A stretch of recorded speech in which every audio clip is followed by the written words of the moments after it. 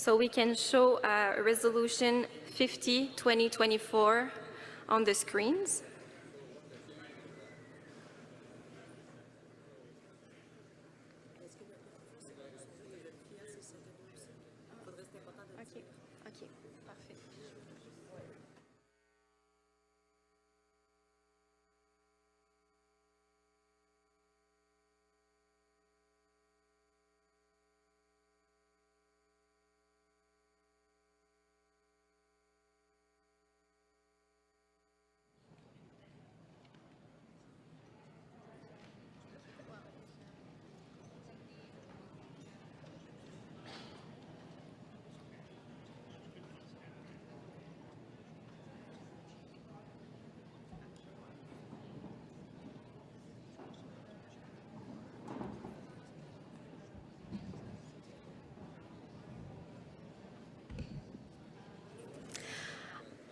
Our mover for this omnibus is Byron Louis, and our seconder is Judy Wilson, chiefs. And I want to verify if they are in the room. Yes, the two of them are in the room. Perfect. So we can now read the there to be resolved.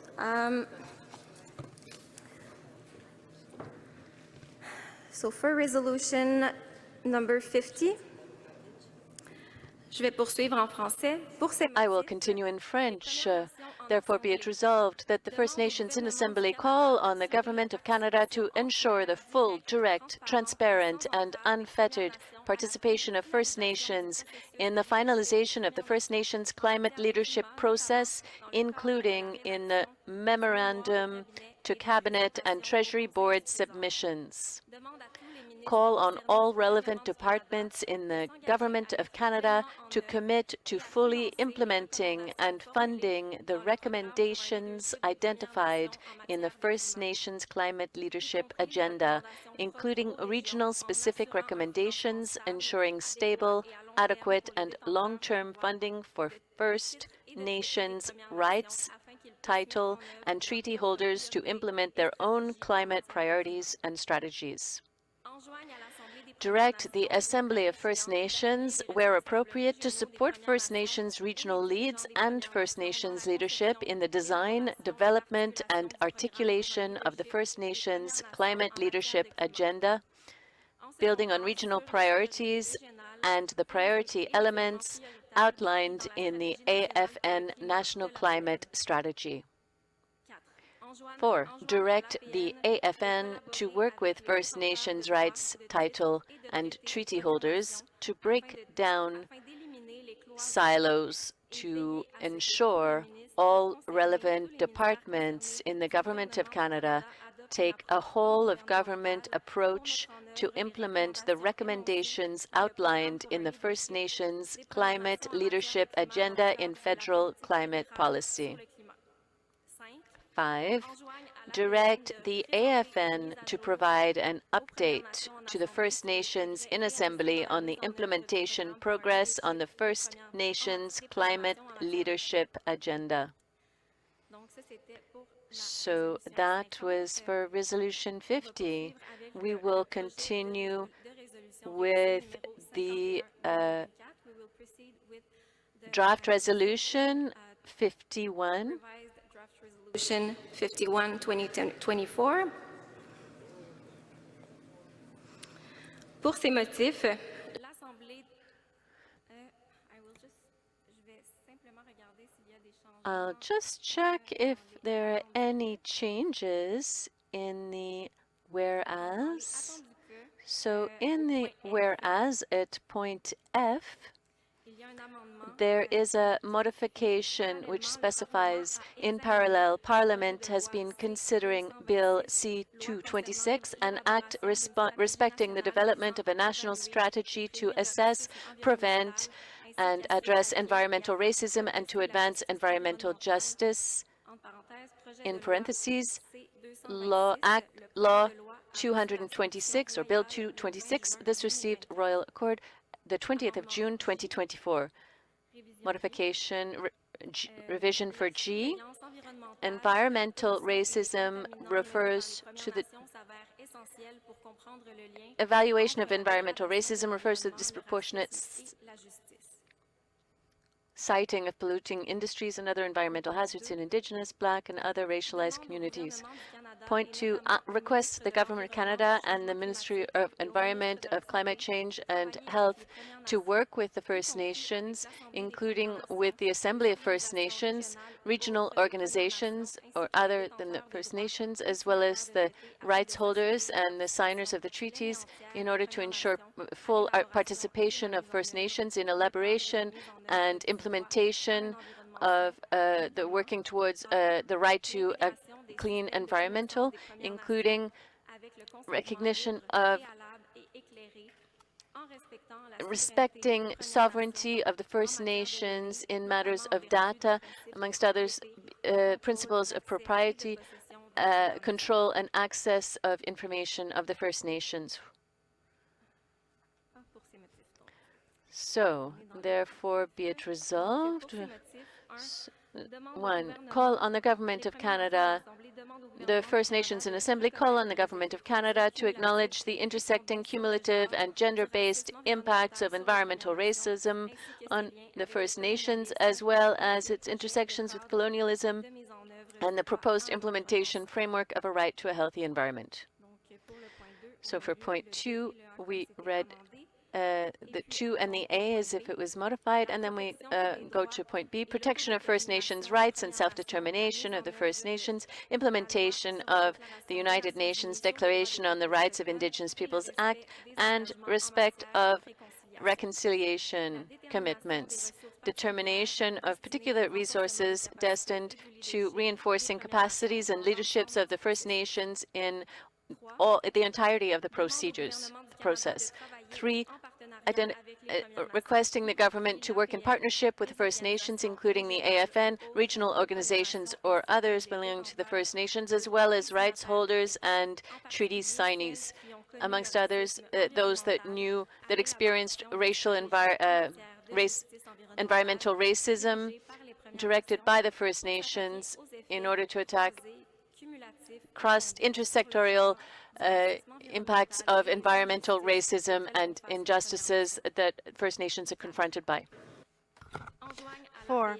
Direct the AFN with the leadership of the Advisory Committee on Climate Action and the Environment, ACE, to work with the relevant federal departments to establish a bilateral mechanism between the AFN and the Government of Canada for bringing forward the environmental health and protection concerns and priorities of First Nations to the attention of the Prime Minister of Canada, the Minister of Environment and Climate Change Canada, and the Minister of Health. 5. Direct the AFN to work with the appropriate federal departments to expand First Nations environmental health and protection research and communication efforts, including appropriate opportunities for enhanced First Nations environmental health monitoring and the integration of First Nations perspectives, concerns, and knowledge systems into environmental protection risk assessment, management, and decision-making. De décision en matière de protection de l'environnement.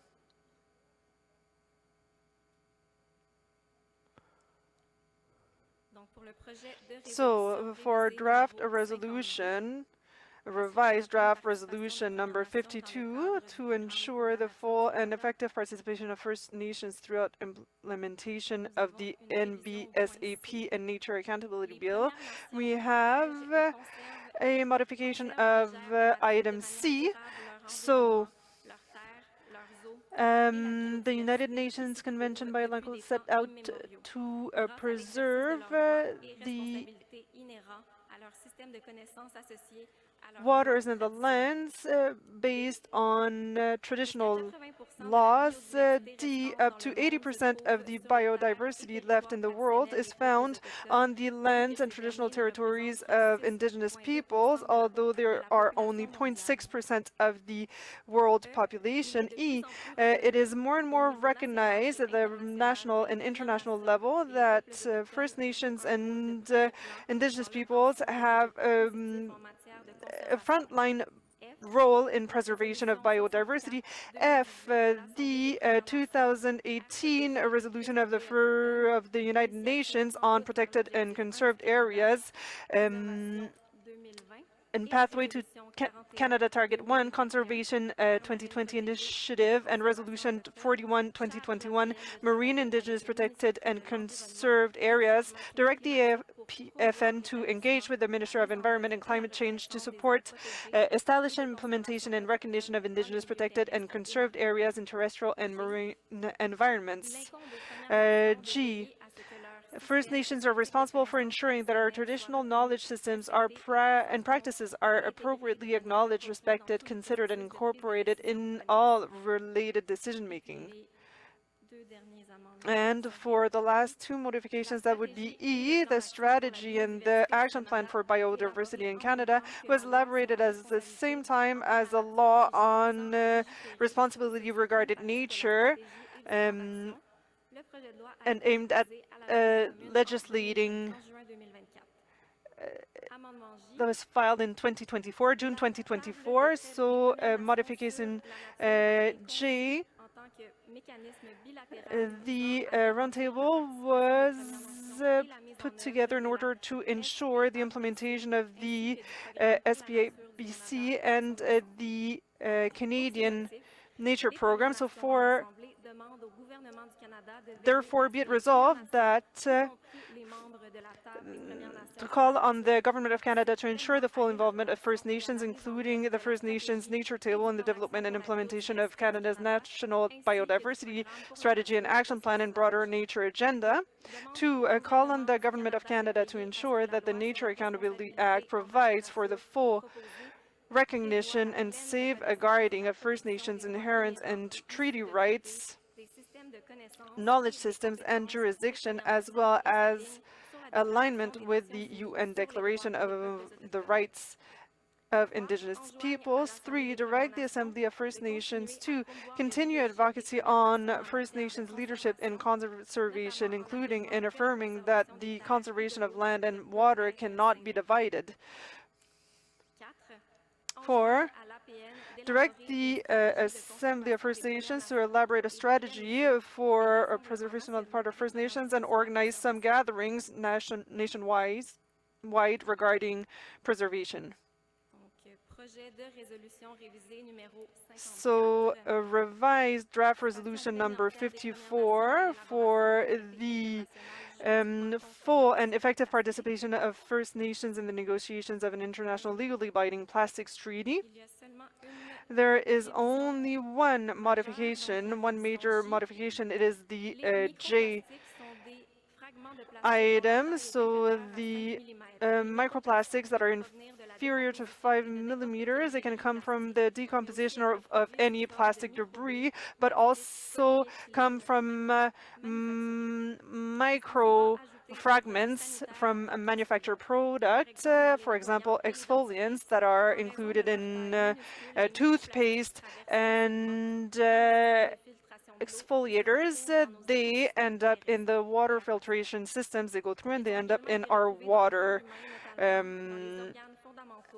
In seas, they have been found in cerebral tissues and placenta and fetal fluids. They threaten the health of pregnant women, new mothers, and their children to be born. So for these motives, the First Nations ask for the elaboration of international treaty that will be legally binding regarding plastics to protect the treaties, the rights of First Nations, and recognize the inherent and eternal responsibilities of First Nations with regards to their traditional territory. B.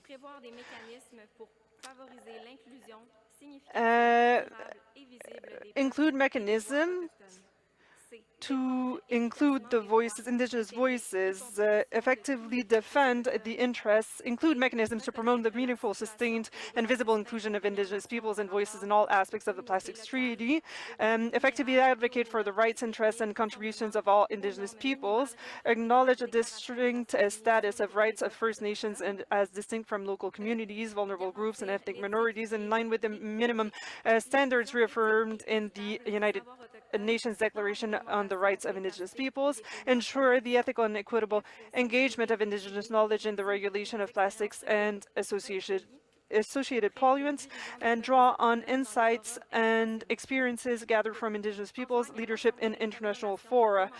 To direct the Assembly of First Nations to advocate in partnership with rights and title holders for appropriate consideration of First Nations rights, knowledge systems, and participation in negotiation of an international and legally binding plastics treaty. 3. Direct the AFN to work with First Nations rights and title holders to advocate for the national and international governments for sufficient and sustainable funding to First Nations to participate actively in the negotiation and implementation of an international and legally binding plastics treaty. 4. Direct the AFN to advocate for First Nations involvement, both domestically and internationally, in all actions, including by federal, provincial, and territorial governments, to address the plastics crisis. 5. Call on the Government of Canada to ensure that First Nations are involved in all aspects of plastics regulations, both in Canada and internationally, in a manner that promotes and respects First Nations' inherent treaty and constitutionally protected rights, along with adequate funding consistent with the United Nations Declaration on Rights of Indigenous Peoples.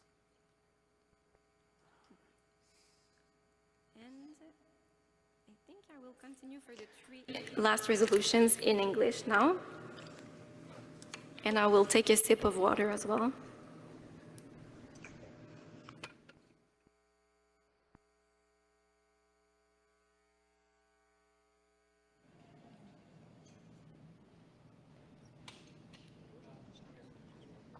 Okay, so for draft resolution 55, removing impacts and reasserting First Nations jurisdiction and authority in carbon pollution prices.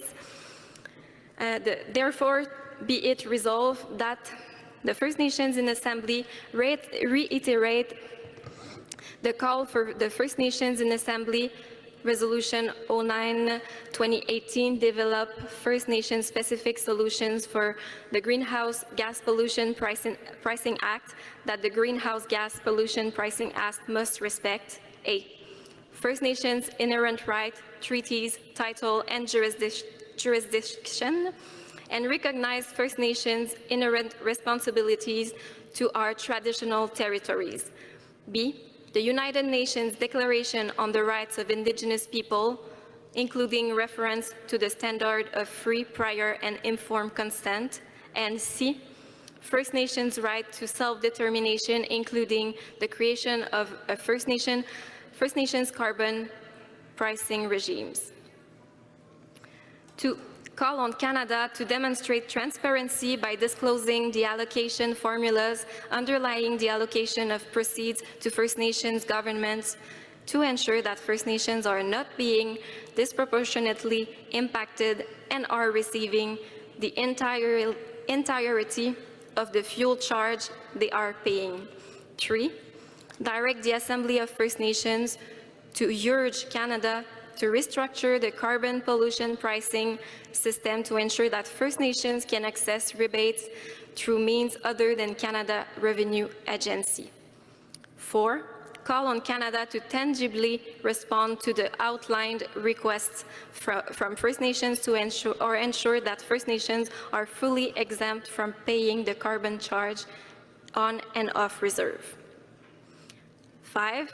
Call on the Ministers of Environment and Climate Change Canada, Finance, and other departments to provide adequate financial support for First Nations to minimize the impacts of carbon pricing, explore the implications of carbon pricing on their territories, as well as opportunities for their participation in resource revenue sharing in the clean energy economy.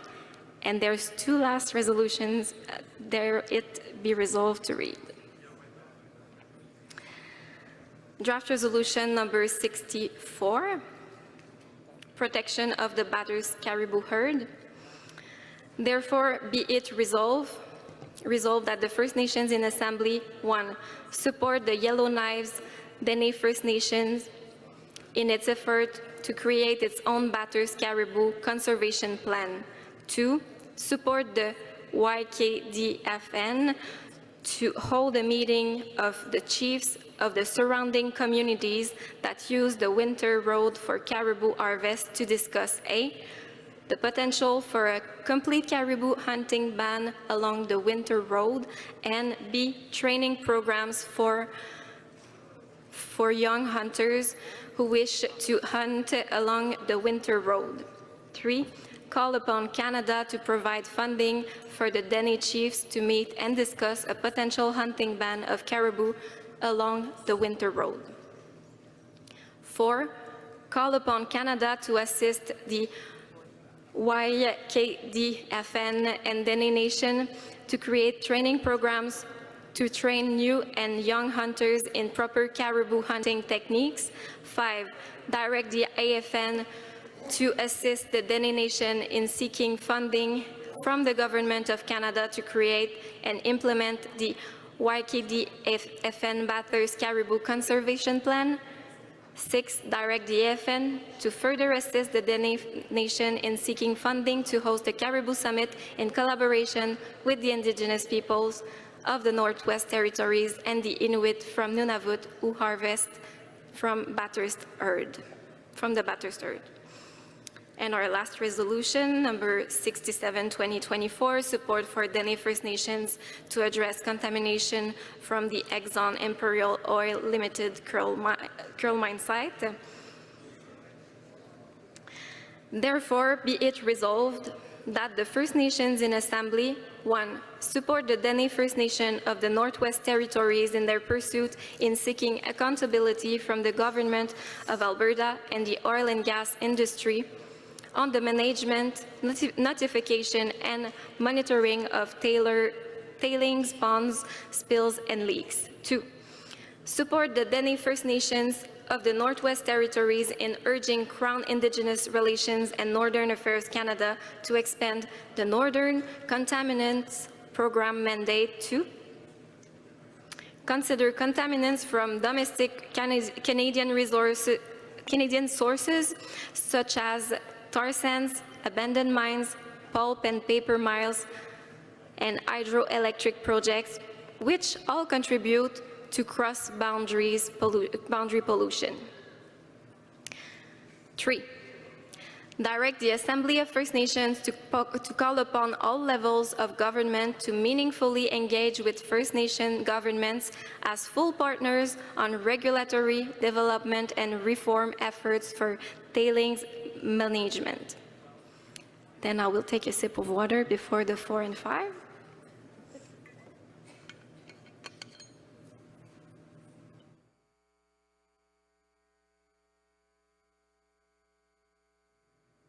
Four, direct the AFN to call upon the Ministers of CIRNAC and the Department of Fisheries and Oceans to dedicate multi-year funding and resources from the Northern Contaminants Program and other applicable programs for Dene First Nations of the Northwest Territories to A.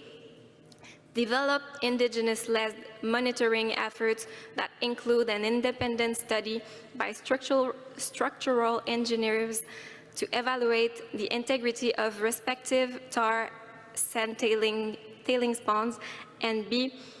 Develop a database for sharing Indigenous-led observations and studies on climate change and cumulative impacts throughout the Mackenzie River Basin, and C. Participate in all related transboundary water-related issues, including the Mackenzie River Basin Transboundary Waters Master Agreement, and D. Establish partnerships with independent laboratories for reliable and independent assessment of samples collected for contaminants testing, and E. Host subsequent water summit in the Northwest Territories. 5. Direct the AFN to call upon the Alberta Energy Regulator to develop protocols with the Dene Nation of Northwest Territories related to the Mine Financial Security Program, that will ensure that industry pays for the reclamation and remediation of tar sand tailing ponds. Thank you for your patience. I now ask the mover to, to please come and present the resolution. You have 4 minutes. Byron Lewis, Chief of the Okanagan Band, and I'm moving the motion. And with the omnibus packages, what we're looking at is under the draft resolution 50 is advocating for an ambitious, fully funded and implemented First Nations climate leadership agenda, or the first FNCLA. And the draft resolution 51 is to ensure full and effective participation in the development of a right of a healthy environmental implementation framework and an environmental justice strategy. And I think these are so important when we're talking about the lack of consultation and accommodation, but even more so when we go and we look that there's been absolutely nothing in terms of justification, and yet we have species that are beyond being extirpated and are actually extinct, which means that's an extinguishment of a right. And there's absolutely no justification to date, and we're all affected by this. And when we're looking at DR 54 is participation of First Nations in the development of an international legally binding plastics treaty. I think it's really important that we remind government that all international agreements, covenants, treaties, and such are subject to domestic law, which includes Section 35, but also need to be reminded this also includes the economic component of our rights.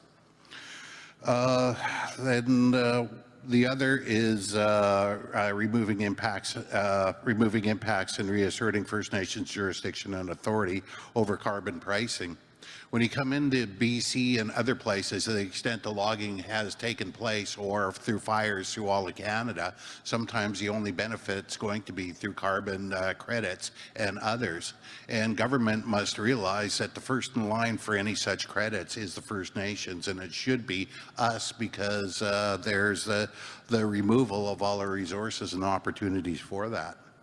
And what we're looking at is protection of Bathurst herd. I think that's so important for all of us.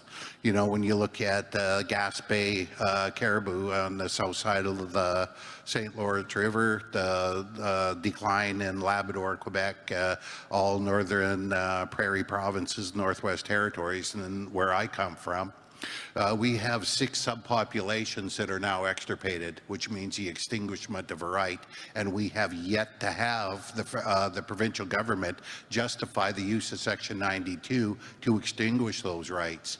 And the problem of that is constitutionally under certain laws like or decisions like that have determined that while provinces may infringe, they lack the constitutional authority to extinguish, and yet they are the cause of that extinction.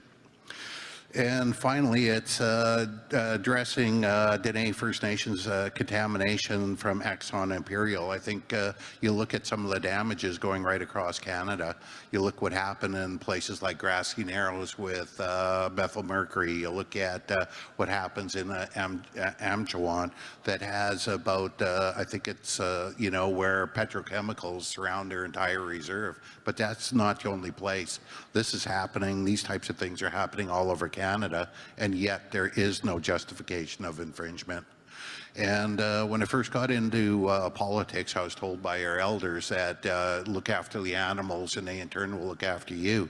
But if you look at every last court decision since the 1980s, it's those animals and it's the environment and everything that's given us back our rights. So I think with that, we could actually really support these animals that done that and gave us back our rights by ensuring that there's no longer that we can reverse, you know, environmental degradation, and we do it with those rights that we have back. Thank you. Thank you very much, Chief Louis. We will now open the floor for amendments. If you have amendments or comments, you can go on a microphone.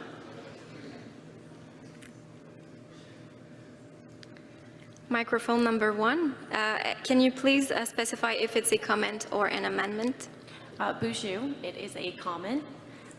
Janelle Namabin, Indigenous cause, meanwhile, Misconwoodquin Indigenous cause, Makwendoro Momjanong in Donjiba. My name is Janelle Namabin, also known as Red Cloud Woman from Omjanong First Nation. I'm the acting chair for our council in Omjanong. In respect to resolution number 54 for the plastics treaty negotiations, I just want to say that I had attended as an observer along with Eco Justice in solidarity with the Society of Native Nations. And what I recognized at that table is that there's no Indigenous representation, very limited. There's roughly 150 industry representatives there, and this was here in Ottawa on unceded territory, the Anishinaabe lands, and we weren't able to actively participate.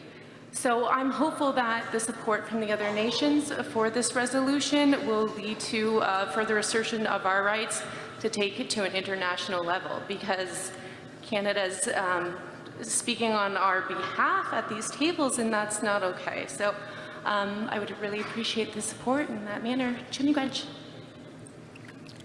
Thank you for your comment. Microphone number 2.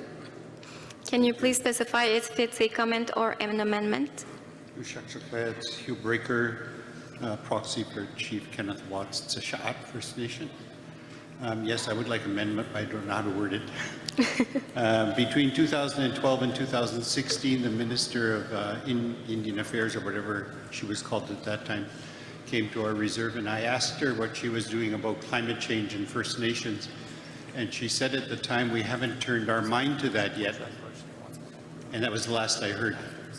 I then had the Minister of Climate Change come to Vancouver last summer, and I asked him, why haven't you started talking to First Nations about climate change and talking to the chiefs about climate change?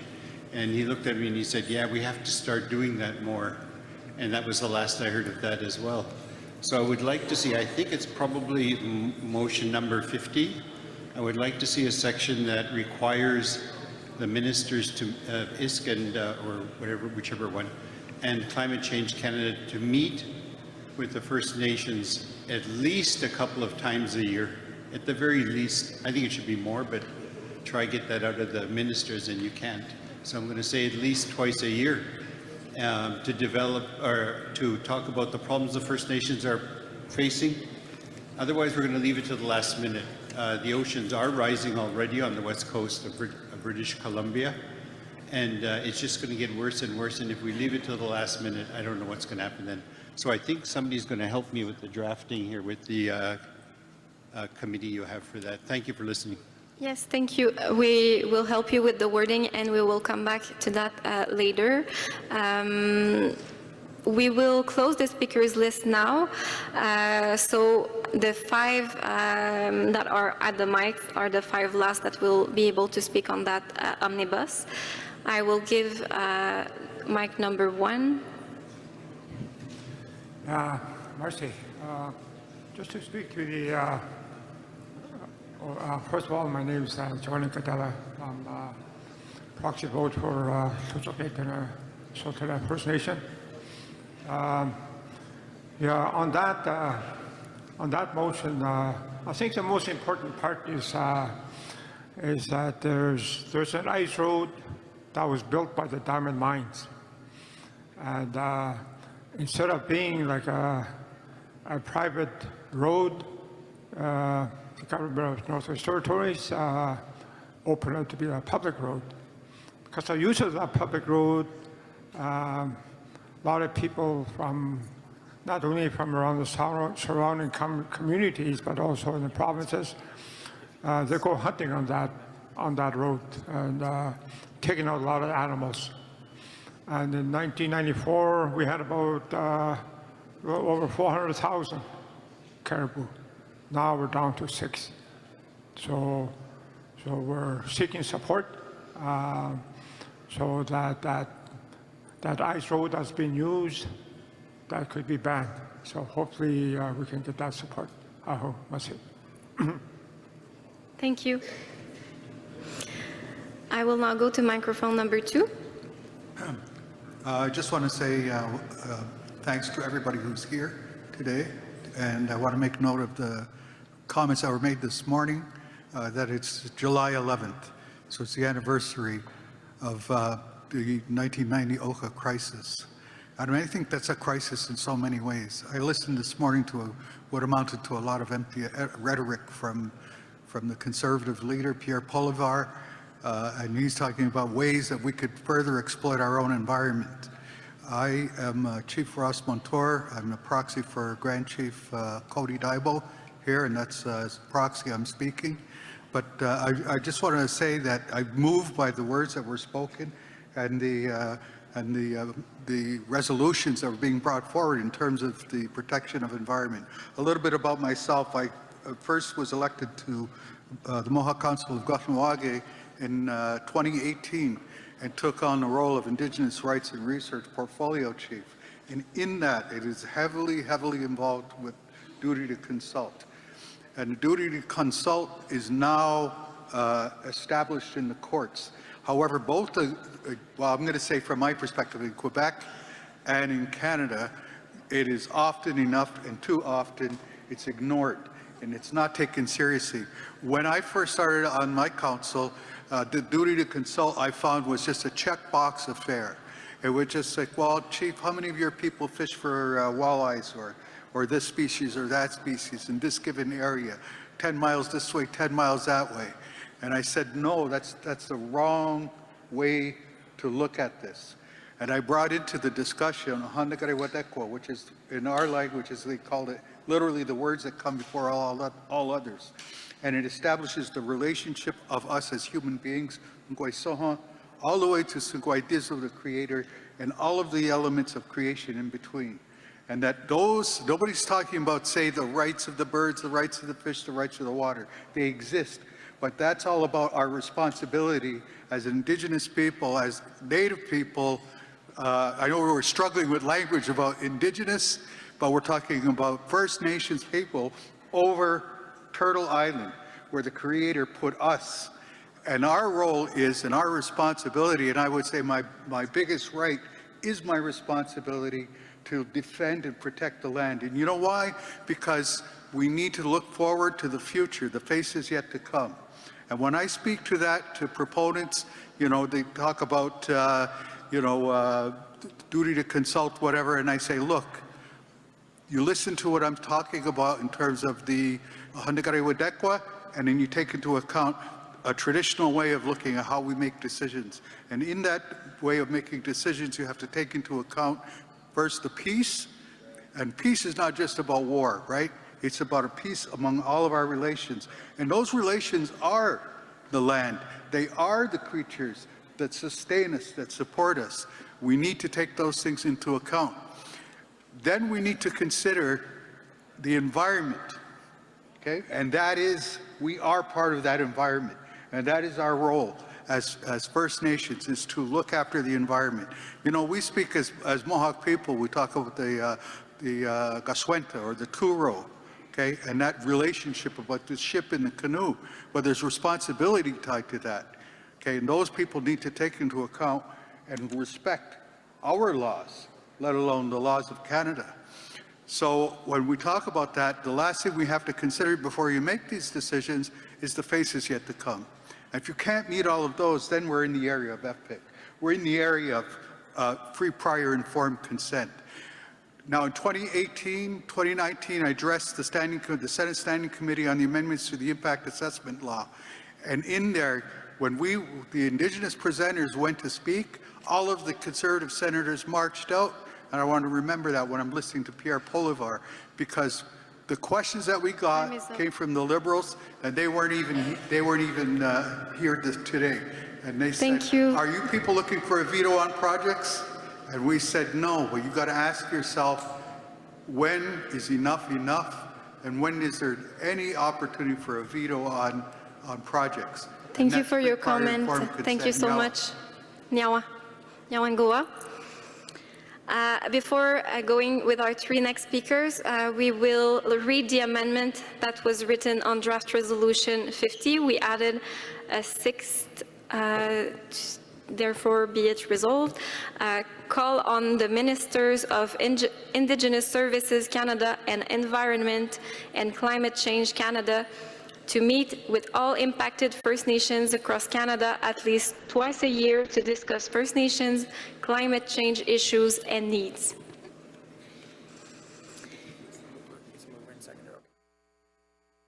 Are the movers and seconder, do mover and seconder agree with that? Yes, mover, seconder, yes, perfect. Microphone number 1. Ani Bojo, Chief Tainer Simpson, Alderville First Nation. I'm here today to support resolution number 54. I would also like to have one of our Alderville members, Suzanne Smoke, speak to this issue as a subject matter specialist. Suzanne is a member of Alderville First Nation. She is a representative of the Indigenous Peoples Caucus and the Society of Native Nations, who are participants in the Intergovernmental Negotiating Committees 1 through 5. Suzanne will be attending and intervening in INC 5 in Busan, South Korea, as well as INC 6 in Bangkok, Thailand. I would now like to give the rest of my time to Suzanne. Thank you. We will go to the second. You're together? Oh, okay. Miigwech, Chief Simpson.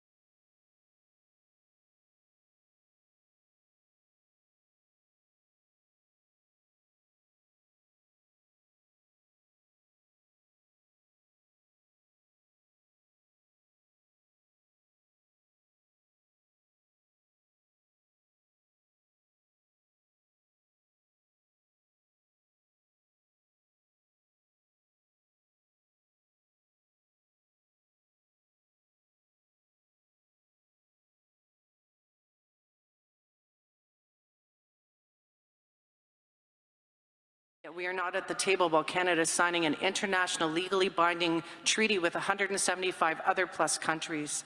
We had industry polluters and oil people sitting at those tables, and we can't have greedy people signing treaty for us and over our voices. Canada has had their boots on our throats, from Elsipogtog to Wet'suwet'en to Landback to our Fort Chip relatives in the Ring of Fire. We are all there, we are all present, and we are holding Canada accountable, and we're here to raise awareness to all of our chiefs and all of our leadership that they need to be here at these negotiations, that they need to be at the table, and Canada has no right to speak over us and for us. Canada talks about resource extraction and how they can dig and take all of these minerals from the earth, but they can't dig for our fallen relatives in landfills. So we need to hold Canada accountable, and we call on our leadership to bring awareness to this, to come to the table, and we demand Canada to include Indigenous peoples in these negotiations. Right now they are watering down, they are already moving into INC 5. They're already talking about the text. They're talking about Canadian, they're talking about Indigenous people and vulnerable communities. They are watering down our traditional ecological knowledge. They're calling it nation-based solutions, nature-based solutions. We know that is our traditional ecological knowledge. The language in this treaty has to protect our traditional ecological knowledge, our elders, and the future of our communities. So we ask and call on all chiefs to be aware of this plastics treaty and that we need to be at the forefront. And I'm lucky enough not to have had to listen to the Conservative minister, because everything they're talking about, they're not doing that. What they're doing with their left hand, watch what they're doing with their right. And that's what I have to say. Ti'naho, miigwech. Thank you, miigwech. We will now hear our last speaker on this matter. Microphone number 2. White, Antla, Jawa, and Squest, Lease Behind, Cook, Bevan, Sletku. Hello, good afternoon, everyone. Lease Behind, Chief Quarter Band. I'm also a proxy holder for the Tsleil-Waututh Nation. I'd like to comment on Resolution 67 because of the impacts that it has had on our people and our territory, but also the mines around Canada that has impacted all the territories of all of our peoples that sit here in this room today. And the impacts that have happened in the past and the impacts that are going to happen in the future, because you see what happened with Mount Poly and the impacts it has had when it happened and how long it is still impacting our peoples. And I think as First Nations people, we have to be there to be the voice for our cultural values that we hold very close to each other and to stand up for each other. And we got to do that by holding the government accountable for what's happening to the resources within our lands. And I needed to comment on that. Guksham, thank you. Thank you very much for your comment. We are now ready for the vote on this omnibus on environment with the 7 resolution we just discussed. Any opposed?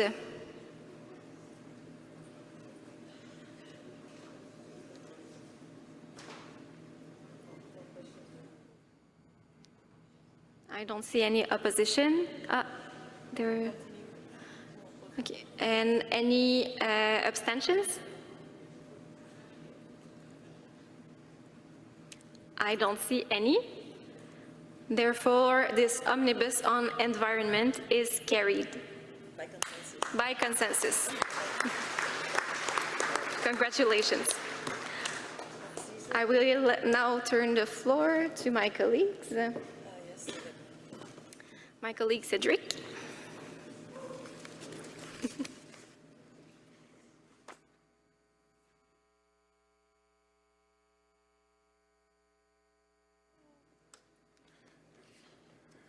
Chief King, I see you're at the mic. Is this a point of order or? Microphone 1, please. Good afternoon, Chief Wilfred King, Kiasagi Nishnabek, Gulbey First Nation. I just want to remind the chairs that they should ask for a question to be called before a vote is asked. And it's not the chairs that ask for that. The chairs must ask the assembly for a question to be called. So just for a point of order, Miigwech. Thank you for that comment, Chief King. As to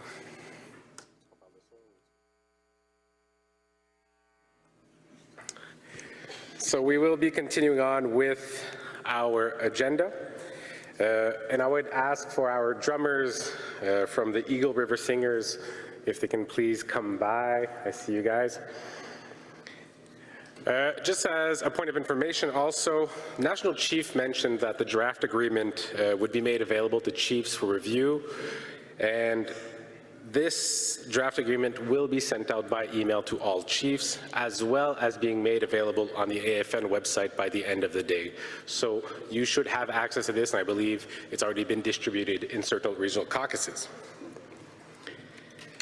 We were asked to have a moment for fishermen who have gone missing and have a blanket dance. So just under 2 weeks ago, 3 men from Mississippiwastic Cree Nation, that is near Grand Rapids, Manitoba, went missing after setting off on boats on Lake Winnipeg to go moose hunting. And tragically, one of these individuals was found dead. The search continues for the other 2 men. So to help the families in this difficult time, we are asking that we open our hearts and those who can to donate generously to the families. In the center of the room, we have 2 of our colleagues who will have the blanket as our drummers play, and they will be there taking donations, which the AFN will ensure will all go to the families. So I would look towards the Eagle River Singers. Are we ready to start?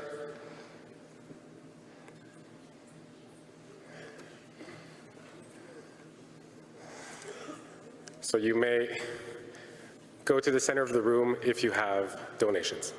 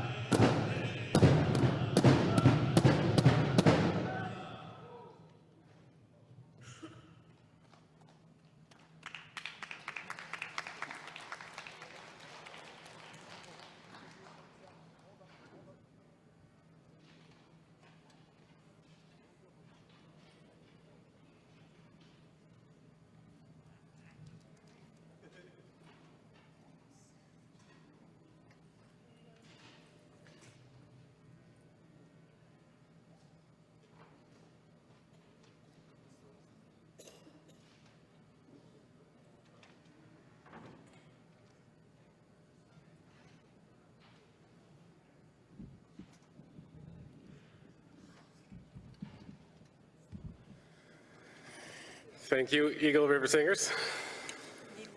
And thank you for everyone for your generosity. Like I said, the AFN will ensure that all the donations go directly to the families who are affected. And I'd like to thank you for the time. I think this is the kind of event that shows the solidarity that we have as Indigenous peoples. Before we move on to more resolutions, one of our knowledge keepers asked if he could come and sing a song to honor the leadership, honor the missing and murdered Indigenous women and girls, and the court convicted on 4 counts of first-degree murder, as was mentioned by our speaker yesterday on Draft Resolution 65. The person has found guilty on all charges. So I'd like to invite Knowledge Keeper Fred Kelly to come up to the stage.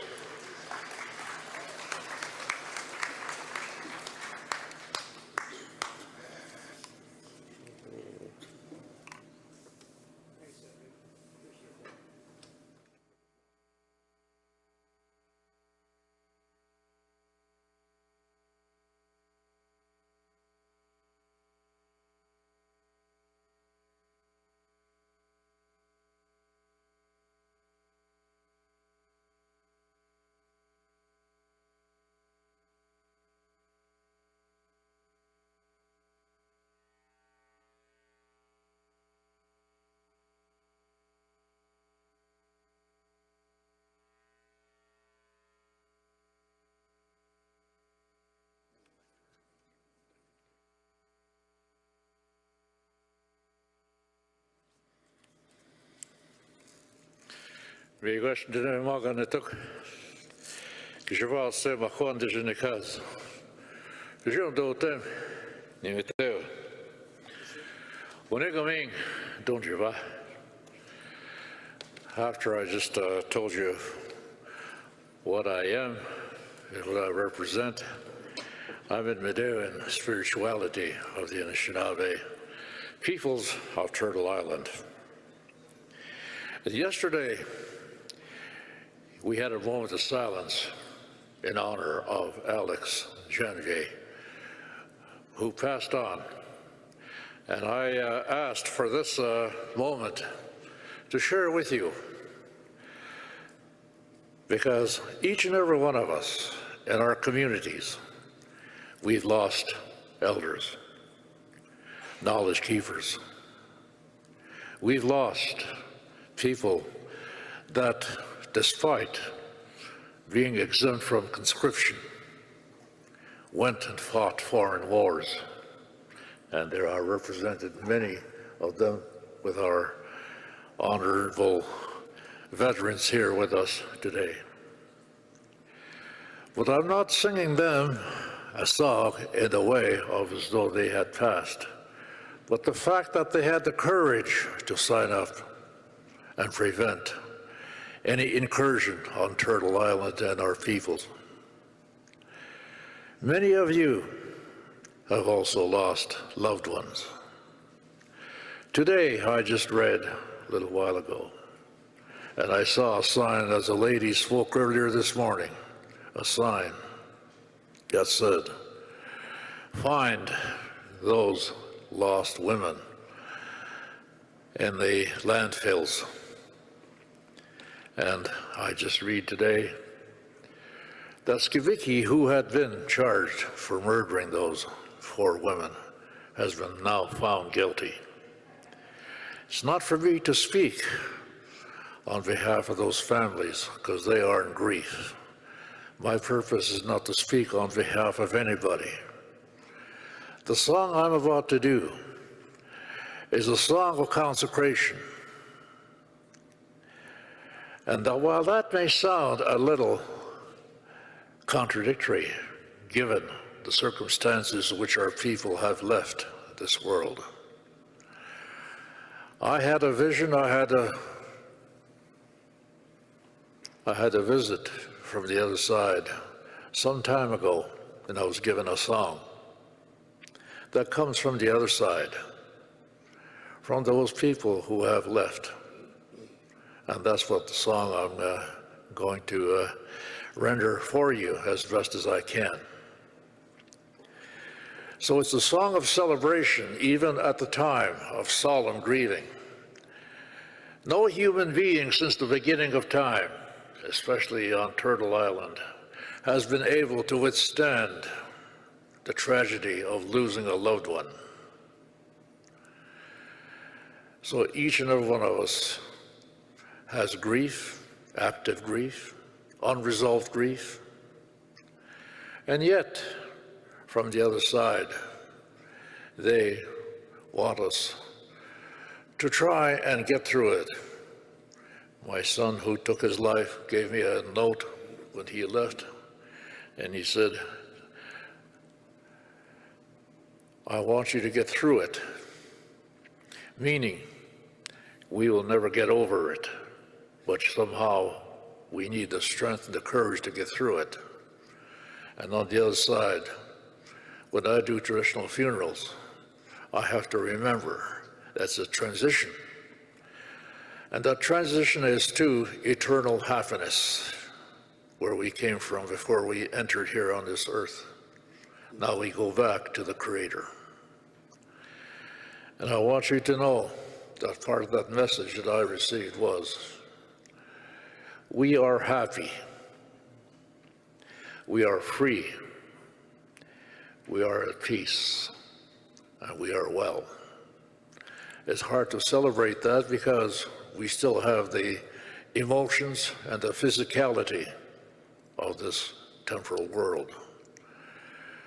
But the song is intended to give you some hope and to give you some faith, courage, strength in these times. And it was done yesterday when we had that moment of silence. That's when it came to me again that I should have to share this with you, because it's not just for me, it's for all of us. So those of you that are still going through unresolved grief, may you find some consolation and some condolence in this particular song, what it says. And I will sing it for you. I will translate what it says, first of all, before I actually sing it. It says, do not be sad that I flew away. I am watching you. I love you. The second part goes, do not be sad that I flew away. I am watching you. I love you. And I'm taking care of you. So from the other side, they do take care of us. From time to time, you may feel a touch on your hair, sometimes in your cheeks. Somewhere you get a little poke, a gentle poke. Those are the spirits of our ancestors and our loved ones trying to make contact with us.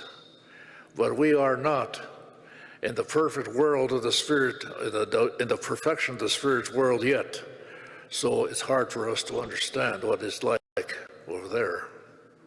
And so they are trying to give us some condolence and give us the strength. And I wanted to acknowledge as well, I've had the privilege when I came into this forum back in the 60s. I've worked with many of our leaders, the Assembly of First Nations, many executive members. Some of them are gone. And they are here with us. They are here in spirit, giving us the inspirations. And so they've laid down some of the institutions and some of the forums that are now so beautifully carried forward by the current executive that we have over here. So this, what they've done for us is laid the groundwork for us that we can celebrate life in a good way for the sake of our children. And also want to mention to you, this song is also dedicated to those of you who are still feeling the pain and anguish of the murdered, missing women, girls. And I also want to tell you that I spoke to my nephew this morning, Wab Kinnew, who was my nephew, the first premier in current times to be, and he has vowed to help find those remains that are still missing. So they've laid down, those spirits have laid down for us the path that we are now currently going. So that's why this song is a song of celebration of life.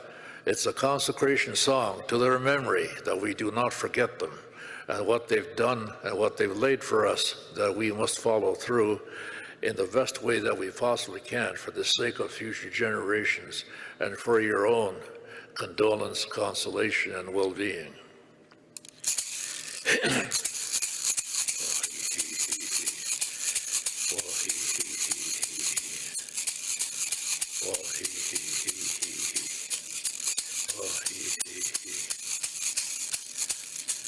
Ego mane dage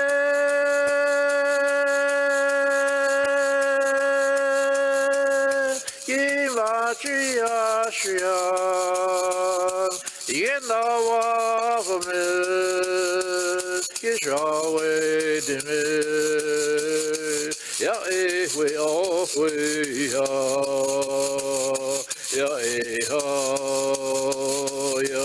we oh Gego maden dage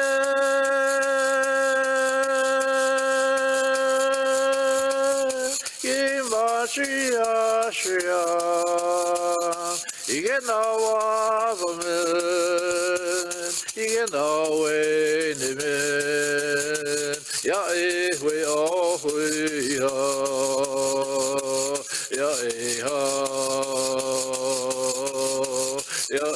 we all Gego manen dage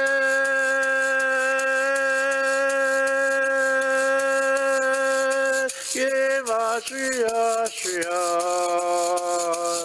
Igenawa gomen Yishawe nimen Ya we all we ya we all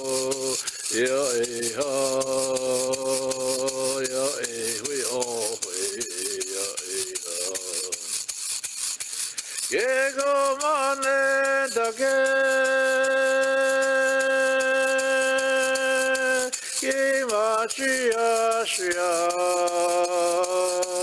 Yenawa gomen Yenawe nimen Ya we all we ya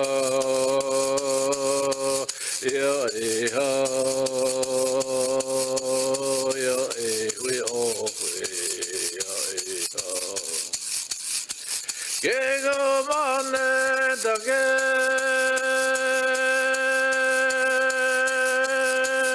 Imachi ashia Yenawa gomen Kishawe nimen Ya we all we ya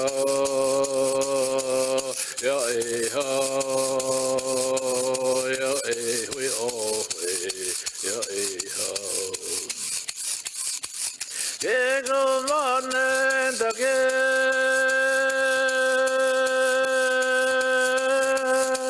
Imachi ashia Igenawa gomen Igenawe nimen Ya we all we ya we all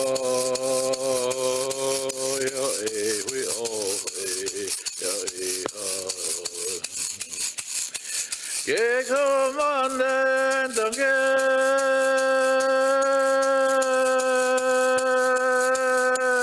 Imachi ashia Yenawa gomen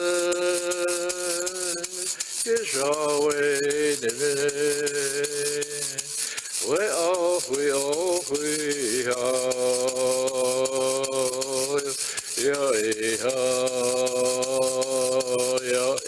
we all we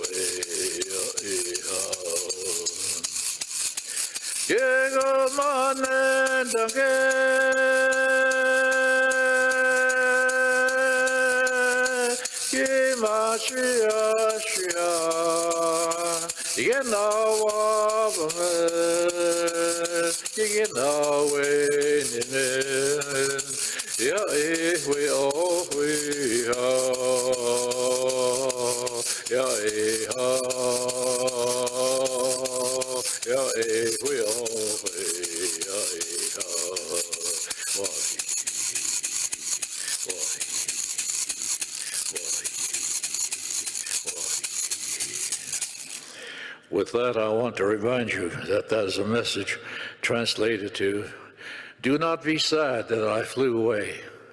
I'm watching you. I love you. That's every one of you. Do not be sad that I flew away. I'm watching you. I'm taking care of you. So they are guiding us. And that is to your mothers, to your fathers, to your brothers, your sisters, our people that we love so much who gave their lives that we might have a better future, and as we try to create a better future for our own children. And so I want to thank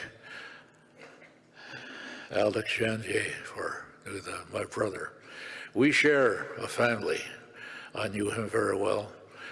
He's an expert, an artist, a fantastic artist. If you go to the museum, you'll see his murals that he did with his son, Dean, who had to leave yesterday before he was going to make a presentation. That's how dedicated our people are. And yet he had to go catch a flight. But he didn't tell me. He says, just keep me in your prayers because, he says, there's something heavy, but he said, I'll tell you what it is.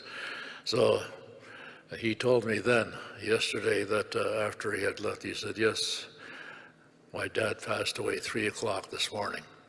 And Candace also had to leave yesterday for that same reason. So this is a song that I share with you, each and every one of you, those of you who are still grieving, that we remember our loved ones, and that they, in fact, now they are free, they are happy, they are at peace, and they are well in the perfection of the spirit world. I thank you very much for your time. Miigwech.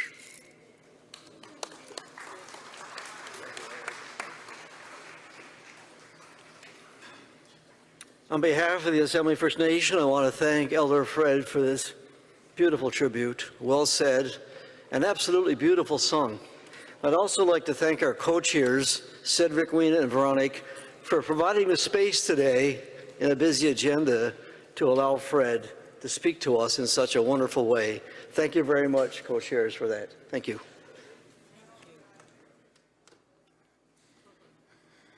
Thank you, Regional Chief. And thank you, Knowledge Keeper, for that good medicine. These days are intense, these days are long, and words like that do help us get through them. So I would now turn over to my co-chair, Weena, so we can continue on with the resolutions process.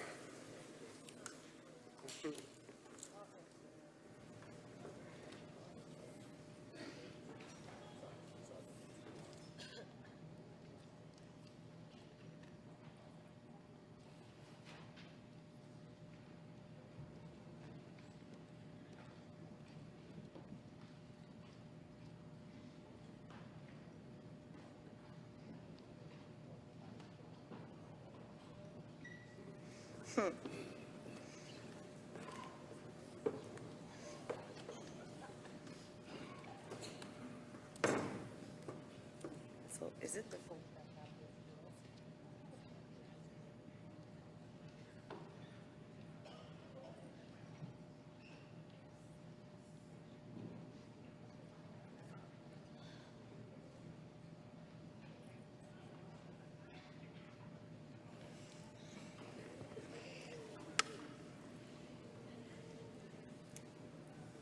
Chiefs and proxies, I would now like to turn your attention to the next draft resolution, number 68, entitled Protection of Drinking Water for Anishinaabe.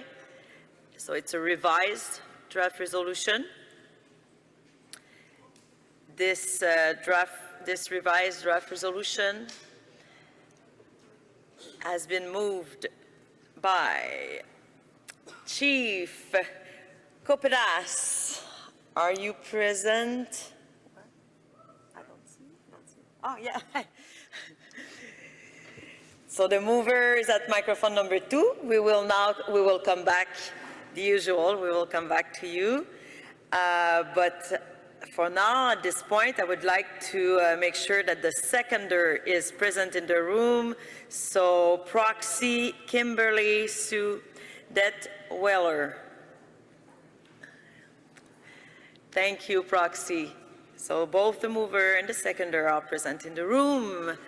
Therefore, we will now go right through the therefore be it resolved section of this revised draft resolution number 68, and we will read it together.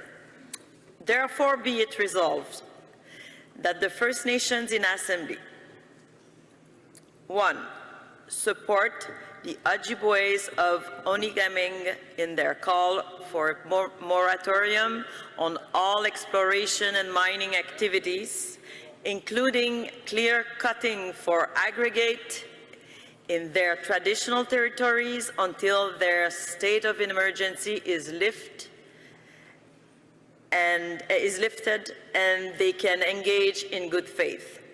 2, support the Ojibways of Onigaming in calling on all local First Nations to work with the Ojibways of Onigaming to prevent the advancement of any further destructive exploration and mining near Kakagi Lake, Crow Lake, and the interconnected sacred spring-fed lakes.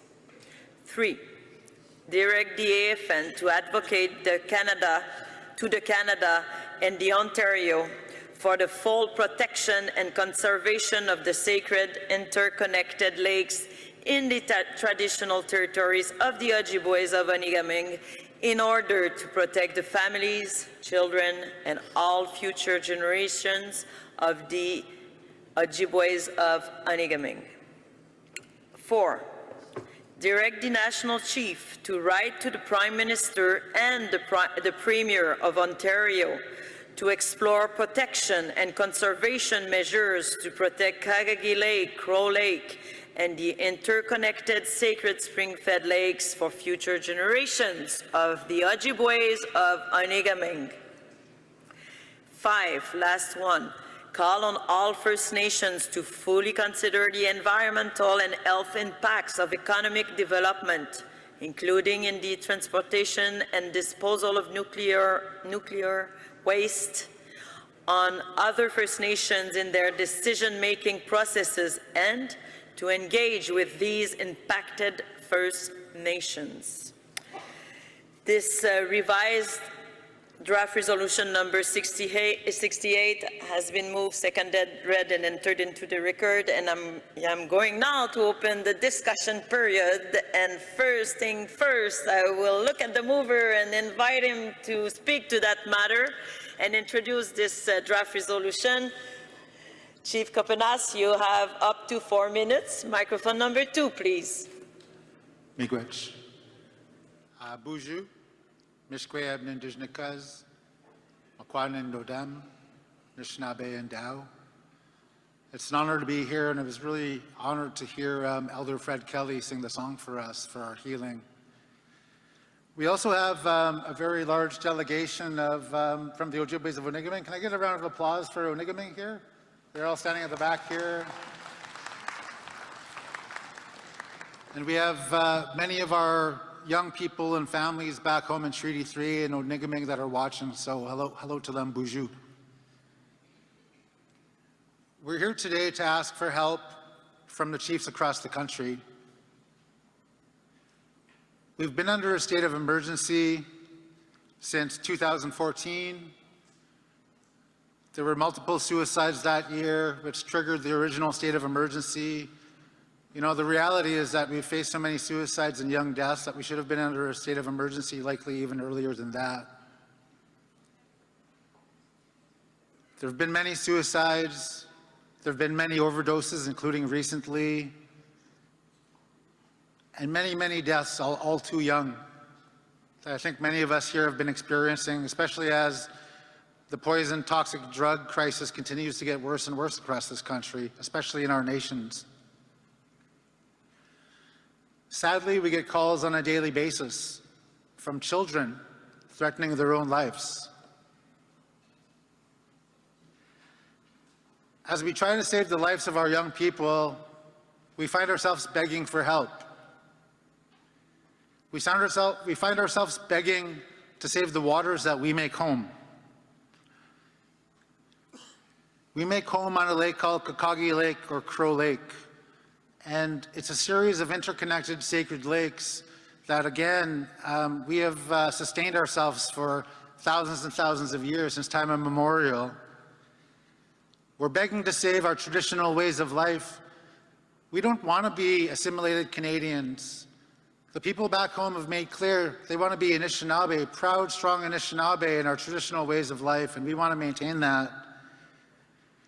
And we're begging most of all to save our drinking water. As we continue to face and experience these funerals, I attended a young funeral of a young mother just last week.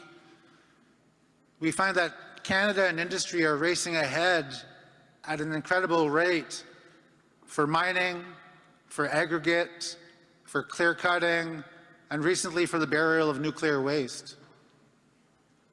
And we're asking for help. We're asking for a moratorium on all of this development, specifically in our traditional territories, until our state of emergency can be lifted. Until we're actually in a point where we've got the capacity, where we've got the services, and we've got the infrastructure to truly make a safer place for our young people, so that we're not facing this level of suicides and overdoses and calls of threats of life. I truly fear that we don't have the ability to sit down in good faith in any good way with industry and with the governments of Canada and Ontario. And again, we're asking for your help. You know, lastly, as I get closer to my time here, I just want to urge those First Nations to really think about what you're doing. Those that have accepted money for the burial of nuclear waste in our homelands, for those that have accepted money for the mining and destruction of our lakes surrounding us. I ask you to think about that and to reconsider and to get back to what we came here to do as chiefs and leaders, to fight for our waters, Nibi, and to fight for our future generations, our children.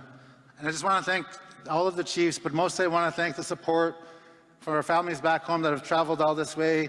We've traveled all this way just to be heard by all of you. And we appreciate all your support. To Mother Earth, to our lakes, we'll never stop fighting for you. Gichimigwich.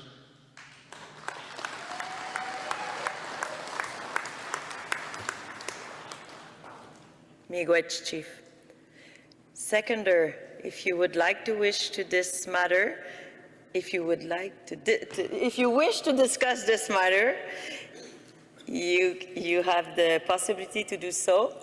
Otherwise, I will look and invite other chiefs and or proxies to come to the microphone. So I see no one at the microphone at this time, so I assume you are ready to call the question, so to put the matter to a vote.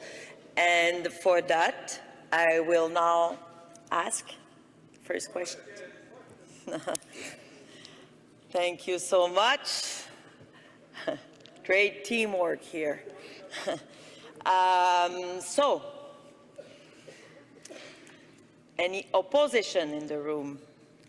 If you wish to oppose, if you want to oppose, please raise up your red lanyard so I can see it.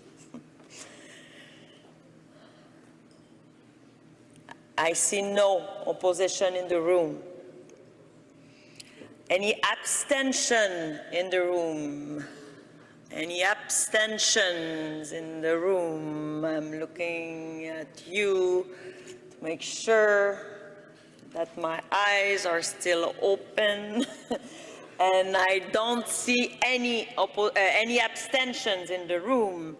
So, on that, I now declare this revised draft resolution number 16, entitled Protection of Drinking Water for Anishinaabe, is carried by consensus. So, congratulations.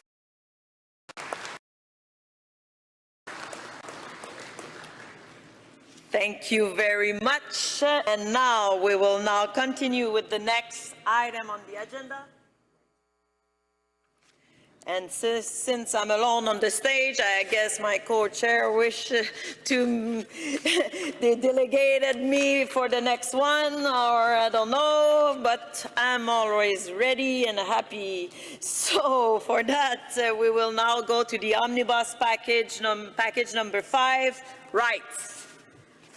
Are you here to help me? The answer is no. Okay. Okay, so an announcement. So the fundraiser for the donation, we have the total amount here. It is $3,896. Just want to mention.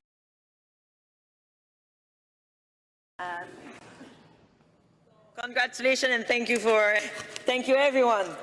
That's amazing. Okay, so rights. So Omnibus package number 5, and the mover, I'm sorry, going back, there are 6 draft resolutions contained in this Omnibus package. Draft resolution number 28, 30, 31, 33, 34, 49. And this omnibus package, the mover for this package is Kelsilem. Kelsilem, oh, I see you. Hello, Kelsilem. Thank you for being here.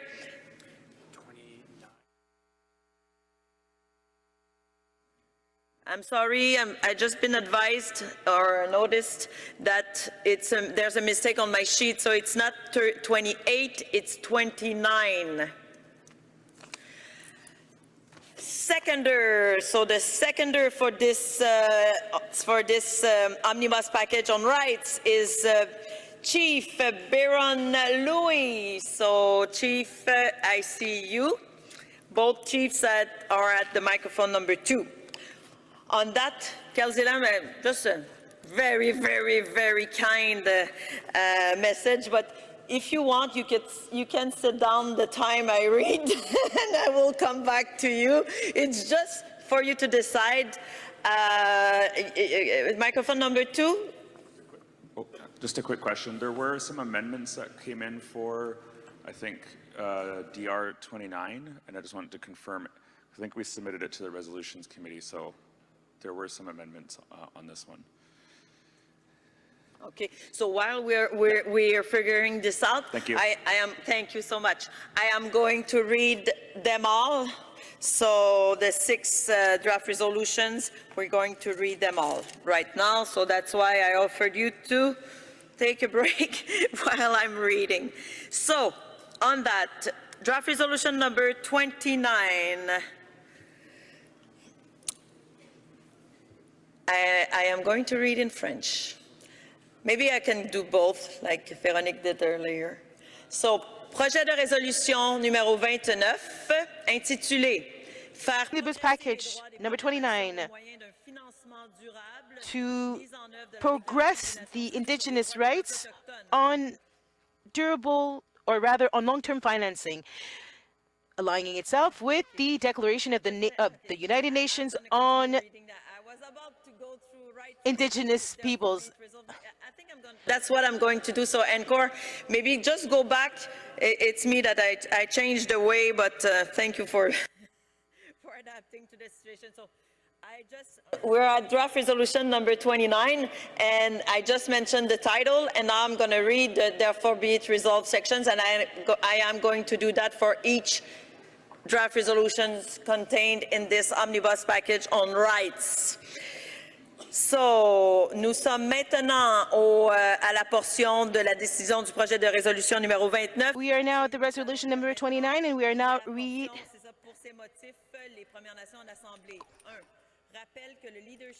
remind you that the total leadership of the First Nations and the implementing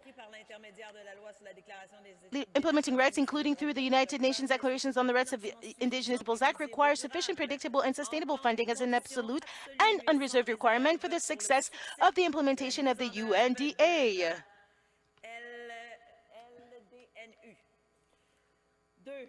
2. Calls on the federal government to provide core capacity funding to the First Nations and their representative governments and institutions dedicated to the UNDA implementation as an alternative to time-limited, proposal-based project funding that does not provide the adequate funding required for the First Nations to implement their inherent and treaty rights, title, jurisdictions, and Section 35 rights. Number 3, direct the Assembly of First Nations and the Chiefs Committee on the UNDA to call on all federal departments, including the Department of Justice and the Department of Finance, to co-develop with the First Nations sufficient, predictable, and sustainable funding models for the First Nations and the representatives, governments, and institutions to participate meaningfully and effectively in the implementation of the UNDA. Number 4, direct to the AFN and the Chiefs Committee of the UNDA to call on federal ministries associated with action plan measures to adequately fund and support the direct engagements of First Nations and the representative governments and institutions to participate meaningfully and effectively in the implementation of all action plan measures.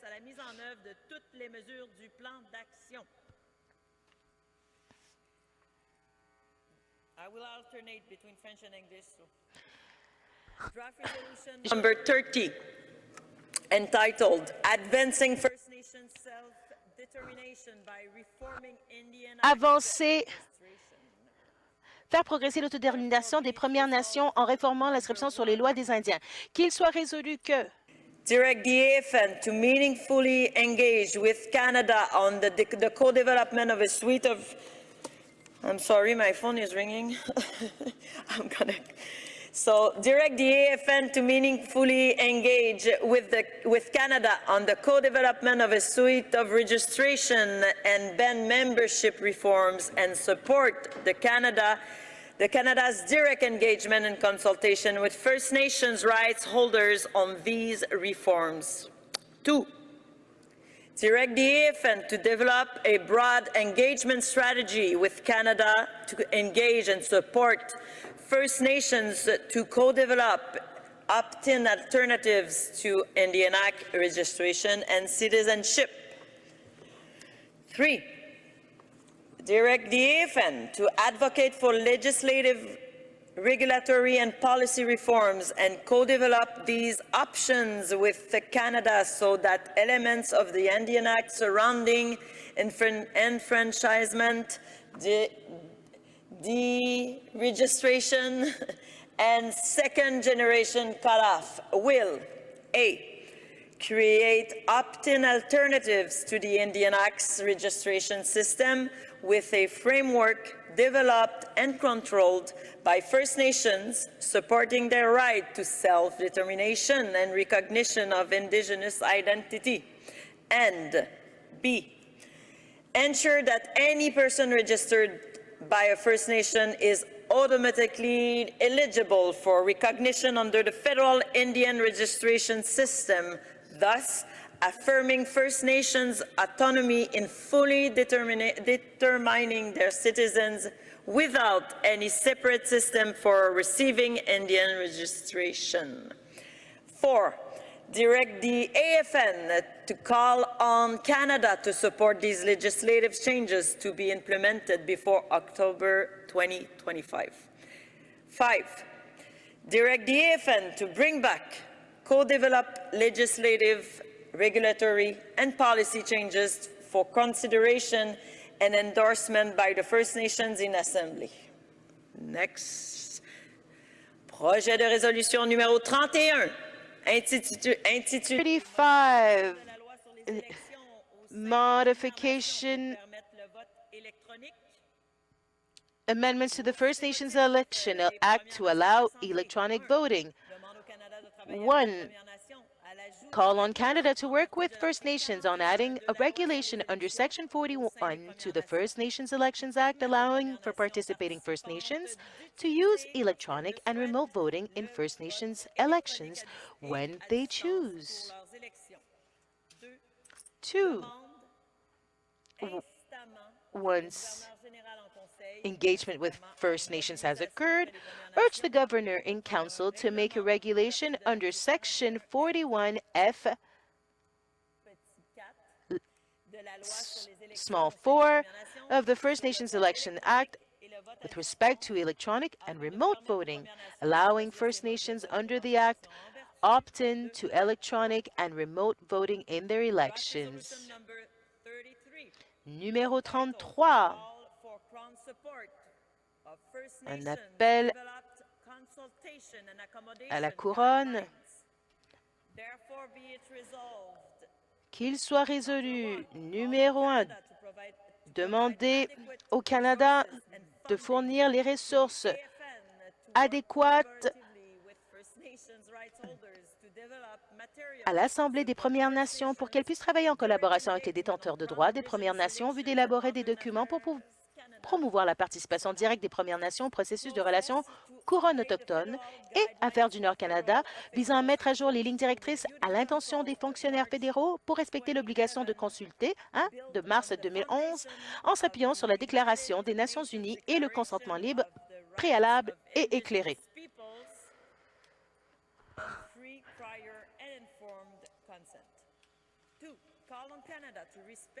Demande au Canada de respecter les protocoles existants des Premières Nations qui établissent des normes de consultation et d'accommodement pour y adhérer.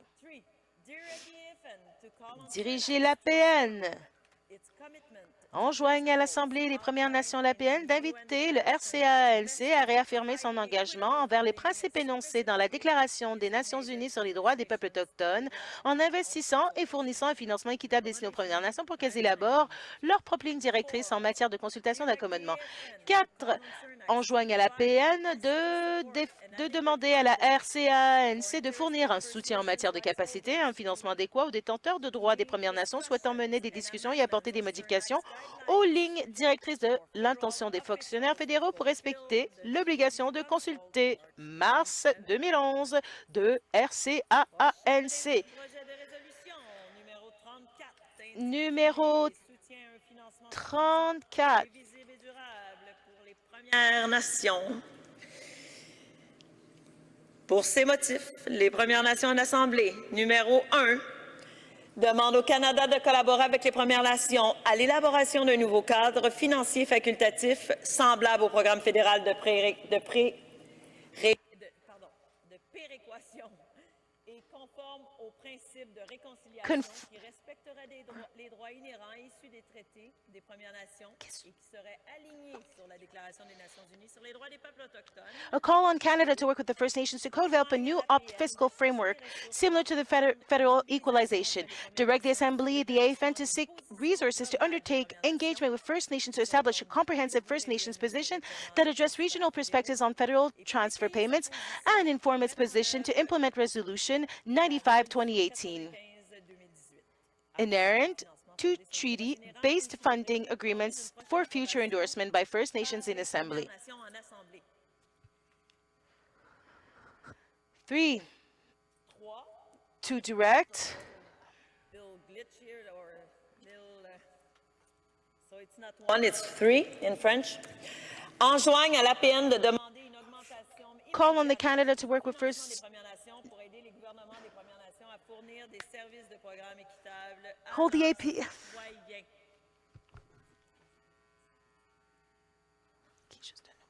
We made it.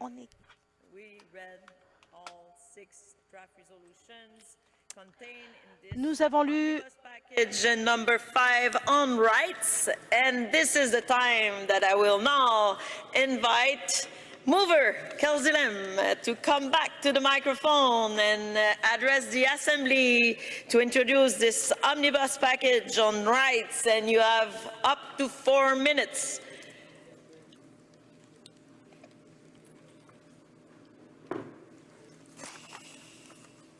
Microphone number 2, please. Barton Lewis, Chief of the Okanagan Band, seconded motion. And as it reads, it's pretty well straightforward. It's just basically on how we can be more accountable or support for our bands. And with the exception of draft resolution 49. And this one is really important to all First Nations because it talks about the Statutory Instruments Act.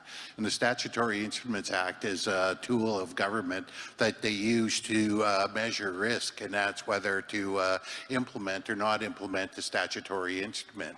And the statutory instrument can be anything from a cabinet directive, a clause or a regulation or an act or similar.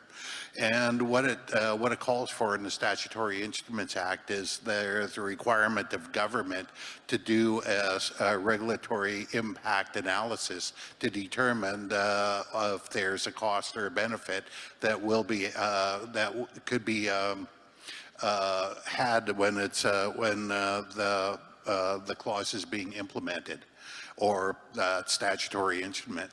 And what's required is what's under that under this statutory impact assessment is an analysis which is that where you have to conduct a social economic analysis. And the problem of that is there is no model there for measuring impacts to First Nations peoples. And to give you an example, there's a nation out in our area that said that every man, woman, and child would consume about 1,000 pounds of salmon per year. Now, that doesn't sound like much when you break it down to 365, then break it down into 3 meals a day. But when you times that by 10,000 other members, you're talking about a significant amount of about 120 million pounds of salmon or fish. Now, if you can't get that in the river, yeah, do the math. You start timesing that by about 12, anyway, and what it works out to be, when you times that by about $12.50 a pound, you're talking about 120 million. And what you're talking, and that's just the value of that sustenance. But you need to be able to develop the formulas. But what they're doing is they're passing these regulations, or what's called a RIAS, or Regulatory Impact Analysis Statement, and they don't actually qualify or quantify that Aboriginal right. And that is very important because that is infringement, and they're actually using that to either implement or not implement a piece of or statutory instrument. Excuse me, I'm getting pretty tired. But anyway, it's very important. I encourage everyone to look it up and to Google it and find out what that is all about, because that Statutory Instruments Act can be a benefit to us, or it can infringe upon our rights. Okay, thank you. Miigwech, Chief Louis, seconder. We'll go to the mover. Microphone number 2, please. It is getting long, and I had to pull up my speaking notes so I can remember what to say. Thank you, everyone, and very grateful to be able to support the Omnibus resolutions here, hopefully to help us expedite getting through many resolutions for decision today before we close. I'll just speak specifically to Resolution 30 that's included as a part of the Omnibus. There's a lot of background that's included in the preamble that sort of explains the rationale, but the main point that I want to explain to the chiefs and proxies here is, as of right now, and as many know, the federal government, through the Indian Act and its various amendments, control the destiny of so many of our First Nations. And I'm going to give you an example. When I was born into my nation was growing at a population growth rate of around 4.7%. So every year we had, deaths and births, and when you added up the deaths minus the births, we were growing at about 4.7%. By 2013, that growth rate dropped to 1.6%. This last year, my nation has started to decline for the first year in probably 100 years. We are now declining in the number of people who are registered with my nation. Part of the reason for this is because the Indian Act and the Indian registration system is a breach of our Indigenous rights. fundamental to nationhood is the ability for us to determine who is our people. But because of the Indian Act and the Indian registration system, we're still at the mercy of who the feds recognize for the purposes of equitable funding and meaningful fiscal relations, where things like health and education, housing, and so many services are dictated by who is considered a registered Indian. So the resolution that I've written, and with the support of AFN staff who provided a lot of good feedback to align it with existing policy work that is already happening, is really to call on the federal government to create with us, with First Nations directly, legislation that would enable those nations that wish to exercise their right to self-determination to determine their own citizenship and create a system or a process where whoever we recognize as members of our community, whoever we recognize as citizens of our nations, the federal government just automatically recognizes for the purpose of Indian status and the benefits that are accrued to that. That this two-tiered system where the feds still have control over determining who is a status Indian needs to end, but do it in a way that allows for nations to opt into the system, not forced into it, opt into it, when those nations who would like to exercise those rights and to be able to affirm those rights could pursue that. Ultimately, the resolution also speaks to sort of calling on the government to work with us on this, calls on the AFN to work with us on this, and that any proposal that is drafted or developed has to come back to the chiefs and proxies for approval.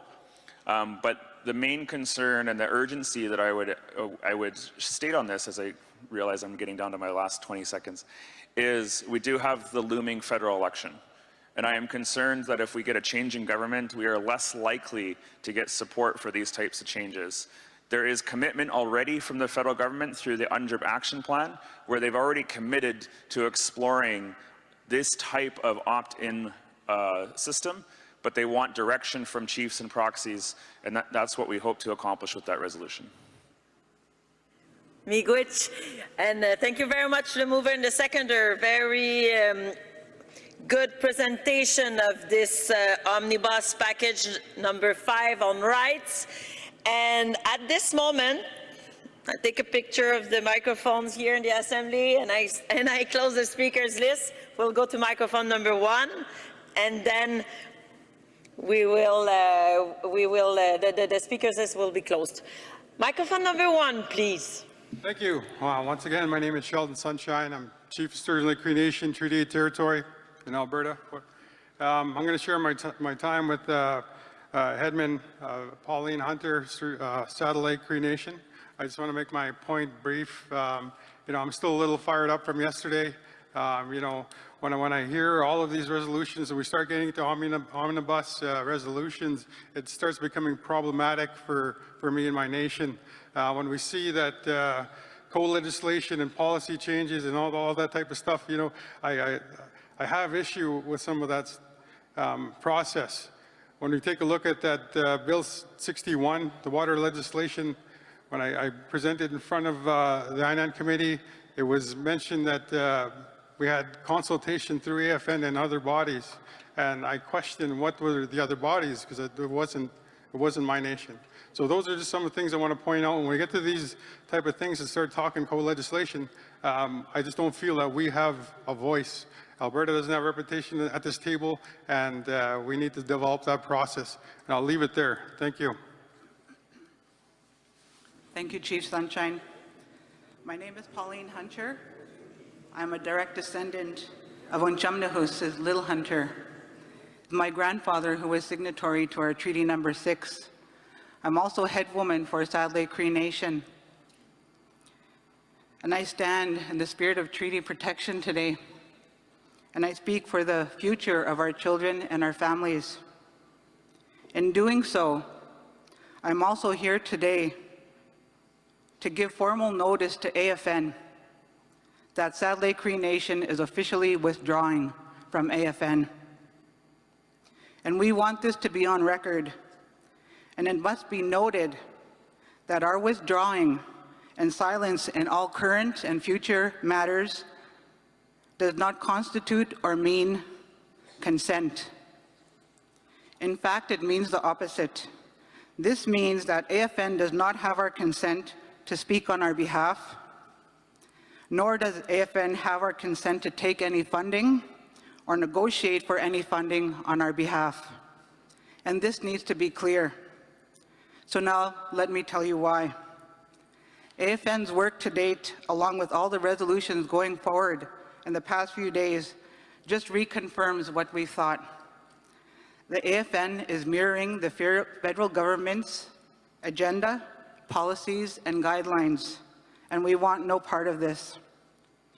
AFN has been working without our consent, despite being told over and over that your processes, your direction, and your relationship with Canada has become too close.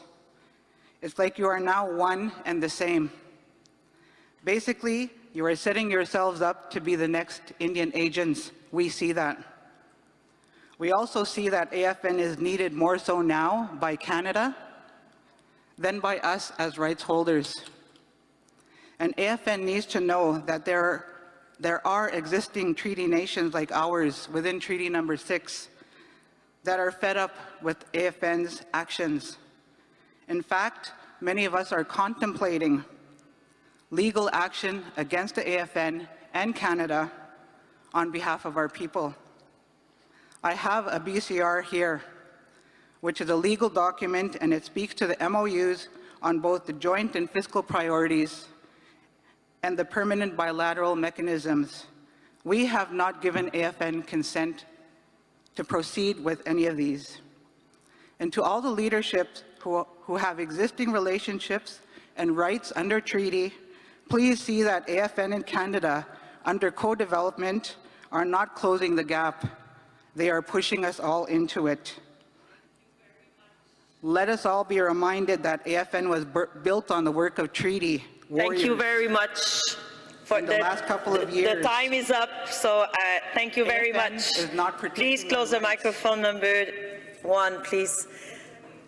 And we will now, so first, please, chiefs and proxies, for the rest of the day, we will not entertain any comments not related on topic of what we're discussing. We're discussing an omnibus package related to rights, and on that, I am going to go to the microphone number 2 for the final comments. Chief. First of all, Chief Ross Montour, proxy for Grand Chief Cody Daibo again, for the Mohawk Council of Kahnawake. And I wish I could have heard the rest of that Chief's statements, but these are the rules here. Okay, having said that, okay, Kahnawake this is not a mystery to this body, that we have taken a position historically that it is only the Mohawks of Kahnawake who have the right to determine who the we is. It's not citizens, it's about who our families are, who our parents are, who our grandparents are, who our children are, who the ones we recognize as being Kanien'kehá:ka of Kahnawake. No government, and I will remind people that the Department of Indian Affairs and the Indian Act was set up to eradicate our people. So when you look at how it defined an Indian within the meaning of the Act, that was meant to take our women away, take our mothers and our sisters away, and to bring an outside influence into our families, and thereby eradicate traditional knowledge, our languages, our ways of life. And now to say, well, I'm going to speak to this omnibus bill where it speaks about that. I say to you, it's not for the government of Canada or this body, I have to echo those statements, to negotiate that on our behalf. I sit at the head of the Kahnawake-Canada Relations table, and we told previous Minister Mark Miller before we entered into that, well, we are not sitting at terminations tables. We're not talking about rights and recognitions tables. We're talking about self-determination. The Mohawks of Kahnawake have been involved in self-determination for well over 30 years. It's in us as Kanien'kehá:ka people, and we are the ones who will determine that. It is up to us to speak directly, and I'll say that. I mean, some people would say, well, you're a band council. I say I am a Kanien'kehá:ka. and we are rights holders. And it's for us to speak directly to the government of Canada and say, this is how you need to get out of our lives. Stop making paper Indians through this registration process and only recognize who we are when we tell you who they are, because that impacts all manner of things, including the land. And I don't want to, I want to point out, if I just have a little bit of time, to say that this is all about the land. It is all about getting rid of us. I remember Duncan Campbell Scott's words from 1925. He had a better mousetrap when it came to our people. It was either you're going to bleed us out, or through the residential school system, you're going to wipe our minds clean. You're going to brainwash us so that when we go home and speak to our Duras and Anishinaabe, your Kukums and Mishamas, okay, that you won't even recognize them. So you'll be ashamed of who you are. So anything having to do with the Indian Act and saying the Department of Indian Affairs, or whatever they're called now, CERNAC, ISK, why are they in that business? It's only us. They only continue to make matters worse. Tony Wanige, Yawa.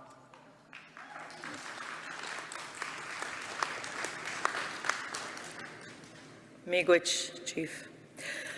So on that, we will now call what? Question? Just to keep you alive and kicking this afternoon. Thank you so much. So, yes, any opposition in the room to this omnibus package number 5 on rights, which contains draft resolution number 29, 30, 31, 33, 34, 49. Any opposition? I don't. Oh, yes, I see one hand raised. One red lanyard is raised up in the air. I don't. Can you help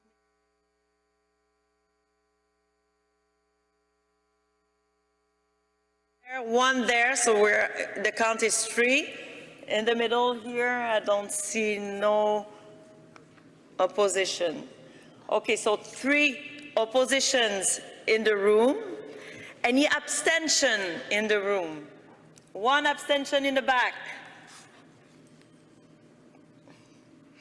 In the middle, I don't see no abstention here.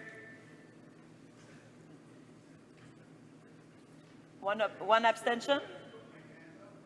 We're not at the discussion period, we're at the voting. I'll come back.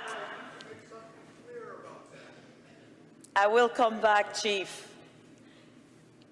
Any abstention here? No. Okay, so omnibus package number 5 on rights is carried by the majority. Thank you very much. I need to follow a process.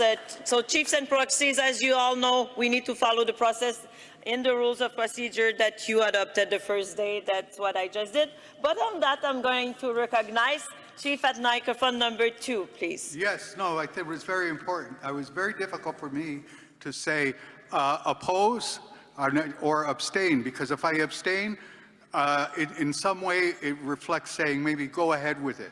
And I still say from the Mohawks of Kahnawake, we are opposed to it, okay? It's not my place to dictate how any other First Nation in this country decides to say move forward with something. But I have to raise those concerns. So it's a qualified no, it's a qualified abstention. I can't agree to it. I understand, Chief. Thank you for your comment. Last Chief at the microphone before moving on to the next omnibus, just to make sure that we can get some more business done today. Microphone number 2, please. Thank you. I just want to be clear on my position. Like I said, with that omnibus, there's so many problematic issues combined in there, and it's not specifically against one. It is a process. I don't agree with the co-legislation. I don't agree with that process. It's not fair to all the chiefs that aren't here. Like, I applaud the chiefs that are here, sitting through it, and I know Chief's life is very busy, but you know, it's not fair to our nations, to our people, to have to go through this process. You know, I think when you talk about reform, I think that really seriously needs to take a hard look at that. You know, AFN, we have issues with representation in Alberta. The information we get just a few weeks before the meeting, and for our technicians to get through it and really come up with some strategy on how we face these things, yet we get them thrown in our face in omnibus packages. And that's very problematic for my nation and my people. So I just want to make sure I'm clear on that. Thank you. Thank you, Chief. Well noted. Thank you very much. On that, I now invite Veronique, Youth Co-Chair for the next Omnibus package on health and accessibility. Thank you very much, Chiefs and Proxies.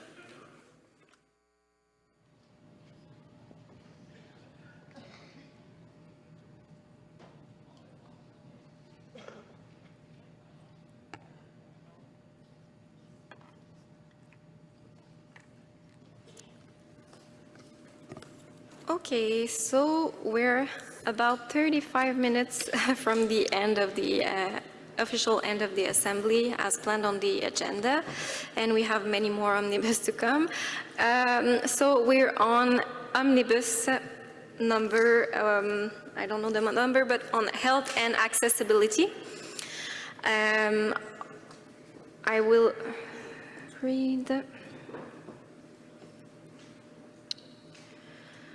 will read all the titles. There are 4 resolutions on this package. So draft resolution number 24/2024, establishment and funding for a First Nations Healing Fund. Draft resolution 25/2024, First Nations with disabilities across the lifespan services on reserve. Draft resolution 26/2024, work to address misdiagnosis in First Nations. And draft resolution 27/2024, treaty medicine, chess clause, political and legal strategy. Our mover for this omnibus is Chief James Hobart from Spossum First Nation, and our seconder is Ojima Rachel Manitowabi from Wimekong First Nation. We have both mover and seconder in the room. I will read the "There it be resolved." Therefore, be it resolved. I will get it before the end of this assembly. So I will read them for the 4 resolutions, then we will hear the mover. Therefore, be it resolved that the First Nations in Assembly 1. Direct the Assembly of First Nations to call on Canada to fully fund and support the creation of a First Nations Healing Fund that will be governed and administered by First Nations, aimed at improving the physical and mental health of First Nations, that addresses the ongoing multi- and intergenerational trauma from residential schools, day schools, the 60s scoop, the child welfare system, and missing and murdered Indigenous women and girls, and to spirit lesbian, gay, bisexual, transgender, queer, questioning, asexual plus. Call on the AFN to advocate for this fund to provide resources from all levels of government to support First Nations in creating culturally appropriate and trauma-informed healing centers whereby healing programs, services, and activities are developed and implemented by First Nations, including the preservation and revitalization of cultural traditions and languages. 3. Direct the AFN, when engaging in discussions with Indigenous Services Canada regarding Action Plan Measure 81 on Canada's Action Plan on the United Nations Declaration on the Rights of Indigenous Peoples Act, to secure support and long-term sustainable and dedicated funding for the First Nations Healing Fund. We will now pass on draft resolution 25. Therefore, be it resolved that the First Nations in Assembly. 1. Direct the Assembly of First Nations to call on the Government of Canada to work directly with First Nations to determine the needs and for an unreserved disability program. 2. Direct the AFN to call on the Government of Canada to work with the provincial, territorial governments and First Nations to develop and implement comprehensive disability services for First Nations citizens on reserve. This would include capacity building and training for First Nations and all service providers, infrastructure investments for the determinants of health, including accessible housing and community facilities, and reform policy to address systemic barriers and inequities. 3. Direct the AFN to call on the Government of Canada to encourage provincial territorial governments to invest in unreserved disability programs for First Nations. 4. Direct the AFN to call upon the Government of Canada and the provincial territorial governments to develop pathways to the utilization of the Investing in Canada infrastructure program under the Rural and Northern Communities Infrastructure STEM to improve education and or health facilities specific to the Truth and Reconciliation Commission's call to action. 5. Direct the AFN to advocate for a distinct First Nations pathway to removing systemic barriers to First Nations underutilization of the Federal Enabling Accessibility Fund. And 6. Direct the AFN to call on the Government of Canada to provide long-term and sustainable funding for a non-reserved disability programs for First Nations. Draft resolution number 26. Therefore, be it resolved that the First Nations in Assembly direct the Assembly of First Nations to advocate for adequate and appropriate funding from the federal government to build capacity to undertake a feasibility study to inform a national action plan on accessibility, misdiagnosis, and undiagnosis of First Nations. The study will identify knowledge gaps and biases with the field of healthcare to assess the prevalence and impact of misdiagnosis and undiagnosis in First Nations. 2. Direct the AFN to advocate and secure resources to address the unmet needs of misdiagnosis by developing culturally responsive referral and assessment toolkits. Based on the outcomes of the feasibility study, the AFN will support interested First Nations in developing equitable services and programs to address colonization-induced traumas linked to the ongoing detrimental impacts of intergenerational trauma and post-traumatic stress disorder. 3. Direct the AFN to establish a horizontal permanent working group on accessibility to guide the feasibility study to inform a national action plan on accessibility, misdiagnosis, and undiagnosis of First Nations, and to report back to the First Nations in Assembly on its result. 4. Direct the AFN to call on the Canadian Psychological Association and the Psychology Foundation of Canada to provide an update and action plan for the implementation of their 2018 report on implementation of the Truth and Reconciliation Commission's call to action. And the last resolution on this package, number 27, 2024.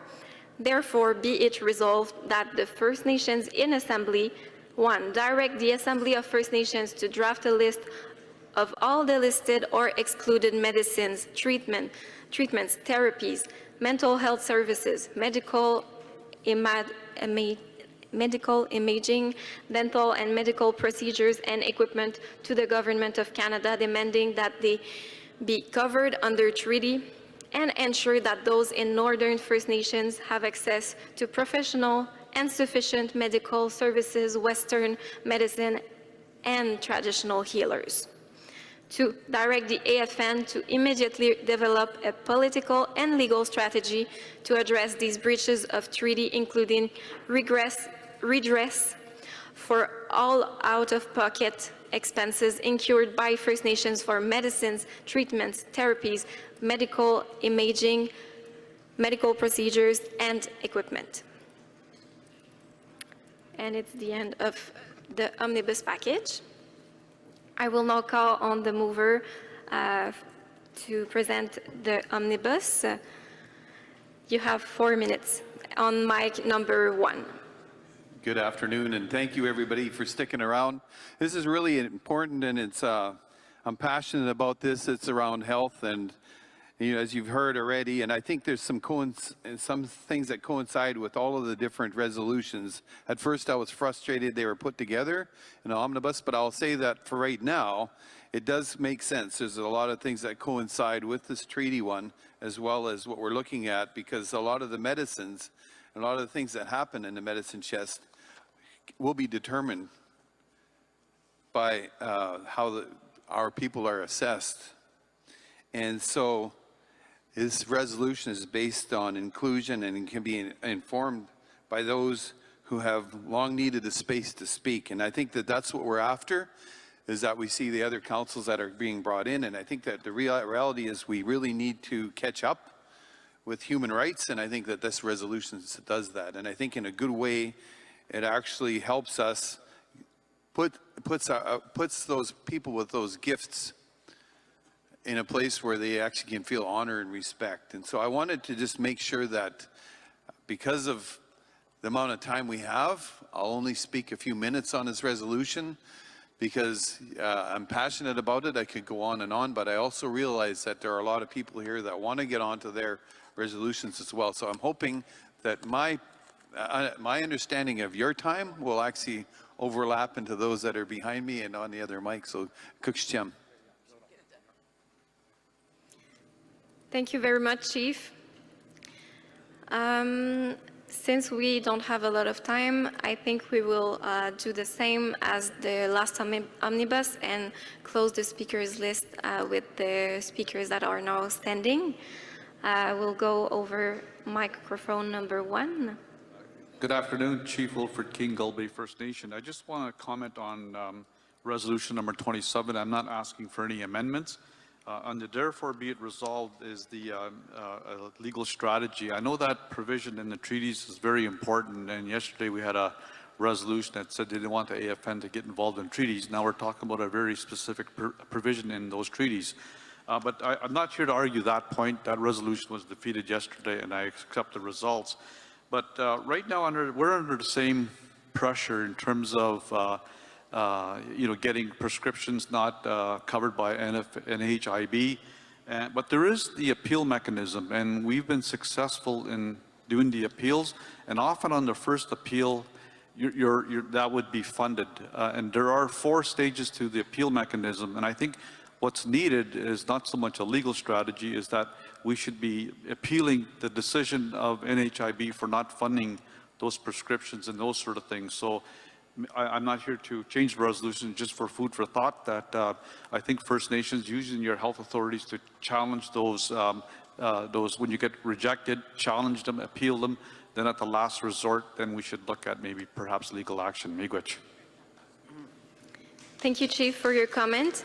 We will take a comment on microphone or an amendment on microphone number 2. Please specify which one it is. It's actually number 25. Yes, and it's 27.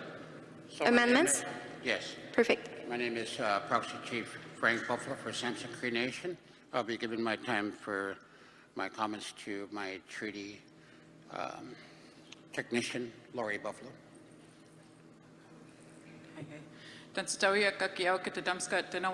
Lori Buffalo, Nisigason. I'd like to submit a resolution revision to the therefore be it resolved number 2. Within number 2, within the first sentence right after develop and implement comprehensive, I would like to see an insertion of self-determined. And then in therefore be it resolved number 3, I would like to revise the entire therefore be it resolved number 3, because the word encourage, in my opinion, isn't strong enough. So I would like to propose direct the AFN to call for the direct support and funding of First Nation-led and direct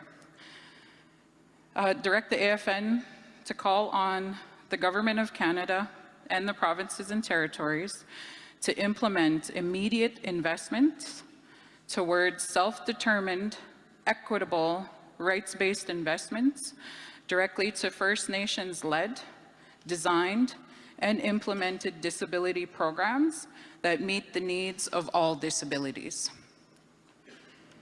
I would also like to propose an additional, therefore be it resolved. I'm not sure which number it would be. I propose the wording as to direct AFN to call for the direct support and funding of First Nations-led and designed data collection, data disaggregation in accordance with OCAP principles, including the direct and ongoing support for the continued Indigenous disabilities research led by Indigenous researchers.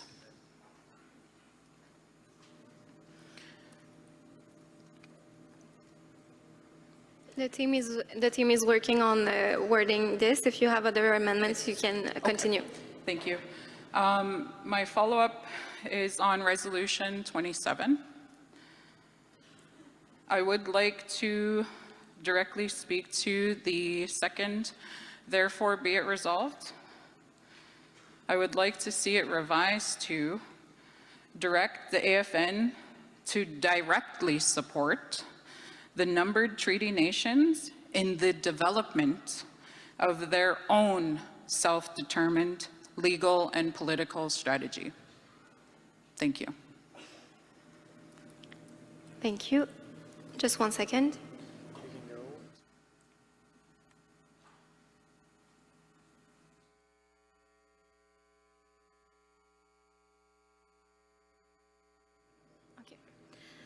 Okay, so we can go back to Resolution 25. We worked on the wording. We will read it, and you can tell us if we understood right. So resolution, perfect. We added on the second, there be it resolved, self-determined. Then 3, direct the AFN to call on the Government of Canada and provincial territorial governments to implement immediate investments towards self-determined, equitable, right-based investments directly to First Nations-led, designed, and implemented disability programs that meet the needs related to all disabilities. And we added 4. Direct AFN to call for the direct support and funding of First Nations-led and designed data collection and data disaggregation in accordance with the First Nations principles of ownership, control, access, possession, including the direct and ongoing support for continued Indigenous disability research. That's good.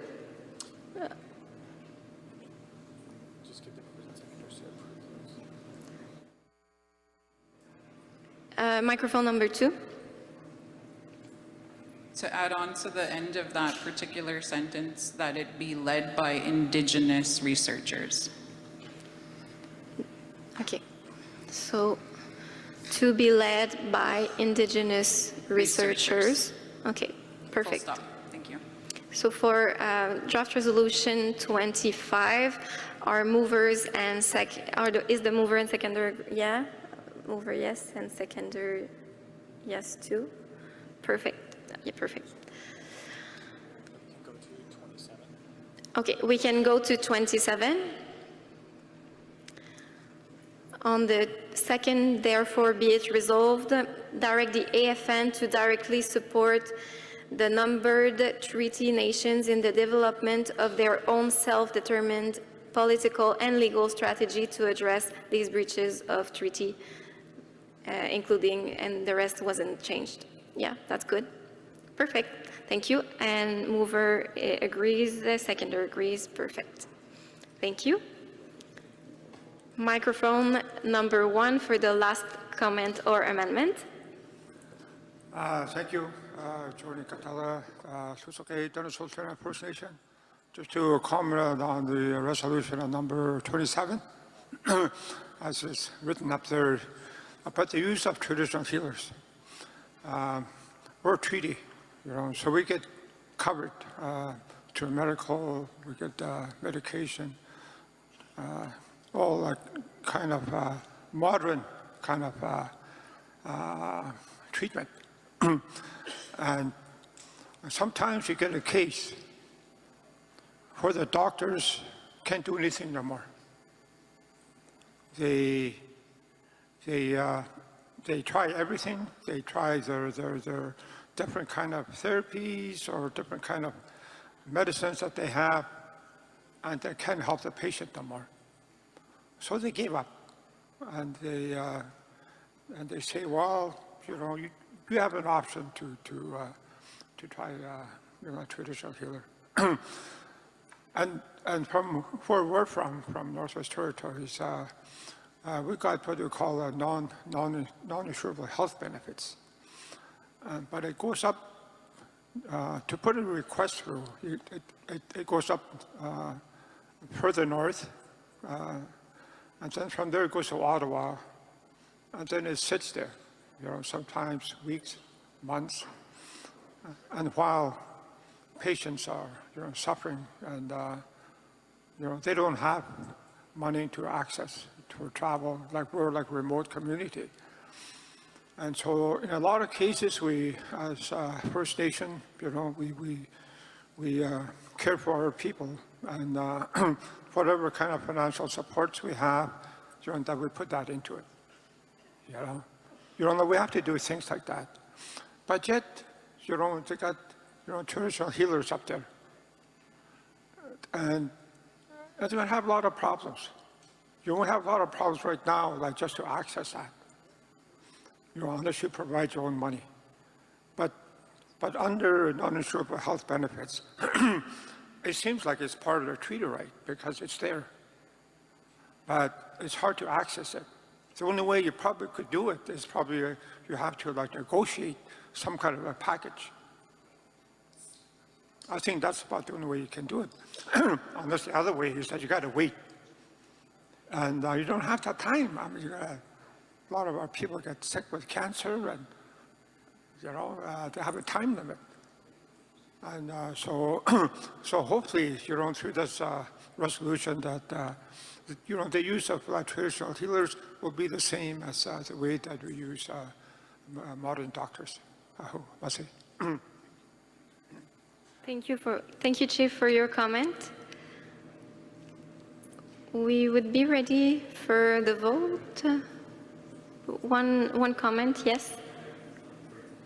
One friendly amendment is to, line 2 is to directly support First Nations instead of the numbered treaties, because I think that excludes British Columbia because we aren't numbered treaties. First Nations. Okay.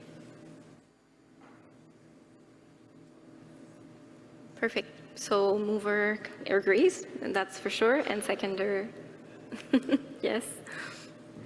I just have one other revision that was just overlooked under draft resolution 25, that the title on reserve be removed and that it just be reflected as First Nations with Disabilities across the lifespan services. That's the only revision that was overlooked. Okay, perfect. Thank you.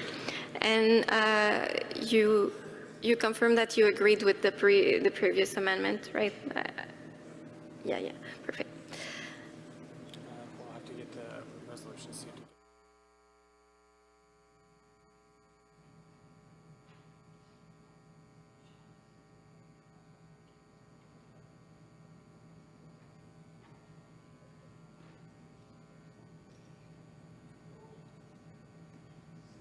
Okay, so we are working on the wording of this proposed amendment. We will ask the resolution team to come and see you to make sure we get the wording right. And since we're working on the wording, we will make an exception and take microphone number 2 for comment or amendment. You might have to wait for that. I'm going to call question. Okay. For the formalities, let's keep this moving and going. So Perfect.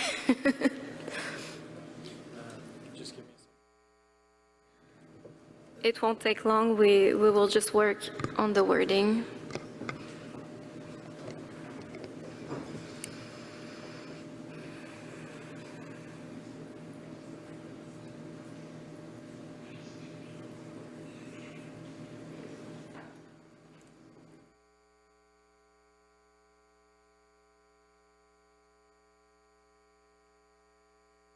Okay. So we have the wording.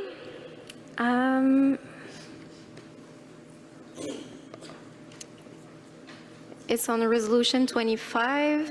Is it the one that we have on screen? Yes. Which number?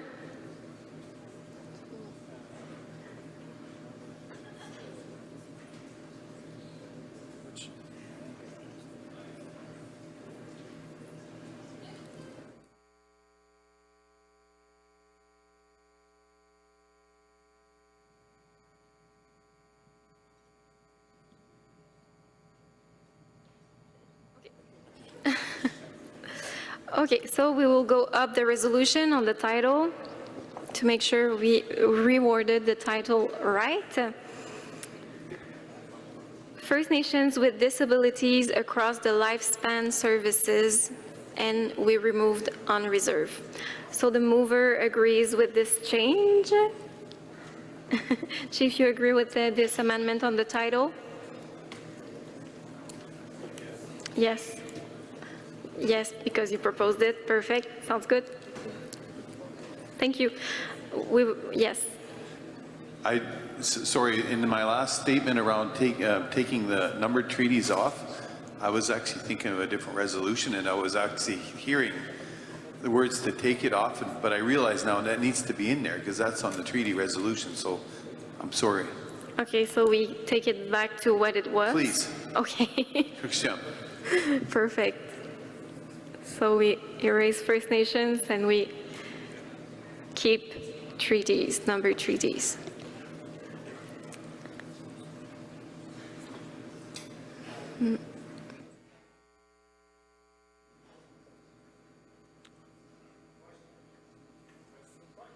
Yes. Okay, perfect. So since the amendment was removed, we can proceed to the vote. Any opposition? Yeah, call for question. Yeah, I heard. Okay. Any opposition?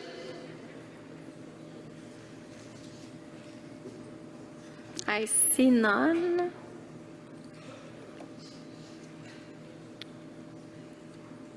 Okay, any abstentions?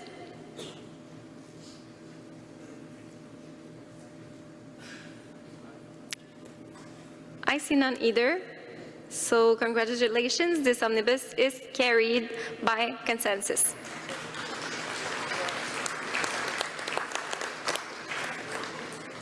I will now turn the floor, I think, to Cedric for the omnibus on infrastructure.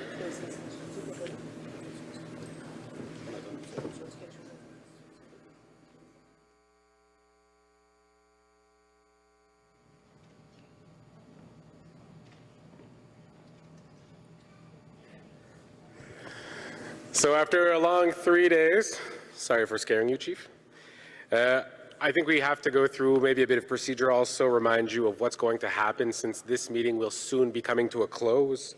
So on page 21 of your conference booklets in other notes, on point 1, If the resolutions do not get debated due to time constraints or lack of quorum, the chairpersons may refer the draft resolutions to the next AFN Executive Committee meeting with recommendations for the consideration. So due to the time, we will not be getting to any further resolutions. We'll be looking towards going to our closing. And to start that off, I would invite over my co-chair, Weena Siwi, for her closing words.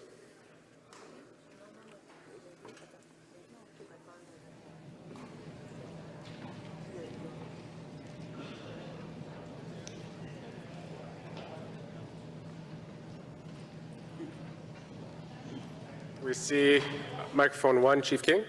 Chief, good afternoon, Chief Wilfred King, Gull Bay First Nation. Again, it is 4 o'clock on the last day, and I want to thank all the chiefs and proxies that have stayed.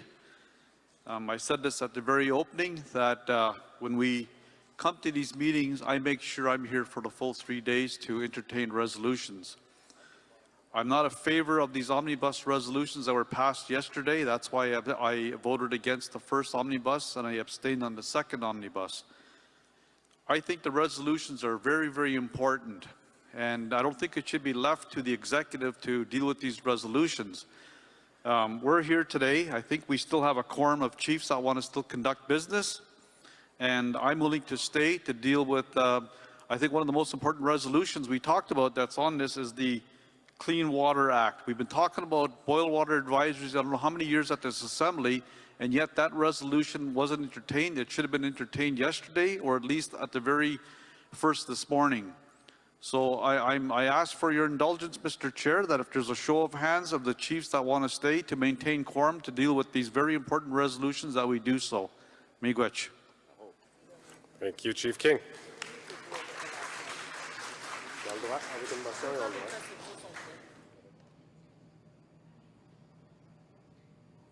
Chief Denny. Microphone number 1, please. Chief Leroy Denny, Skazoni. Just my concern and disappointment with the we're running out of time. I waited all day, all week, really worked hard to the next resolutions that were coming up for education, also for income assistance. My communities and our nation really relied on this next resolutions. Education is very important, ladies and gentlemen, and it looks like this is going to be moved to December. These omnibus bills that we're all talking about take a lot of time. I'm kind of disappointed. Omnibus, it's a colonial word. We shouldn't even use that word. We should find our own indigenous word for deal with this matter. And I'm just disappointed and discouraged that we weren't able to ran out of time. I knew this was happening once we talked about 4 minutes. I don't agree with 4 minutes. If we have 4 minutes, 10 people in the lineup, that's 40 minutes of deliberations. It took a lot of our time. We spent, every person here, I don't know how much we pay, a lot of money here. We brought in a lot of economy here in Montreal, probably almost $1 million. And these resolutions, especially in education, is going to be bumped down till December. I'm very disappointed. If we want to have 4 minutes, at least let's work through the evenings or add another day at least. If we have a guest speaker from Prime Minister or whoever, they should at least be to ask a question. It only takes probably a minute to ask a question, not 4 minutes. I'm just discouraged and disappointed. Thank you. Thank you, Chief Denny.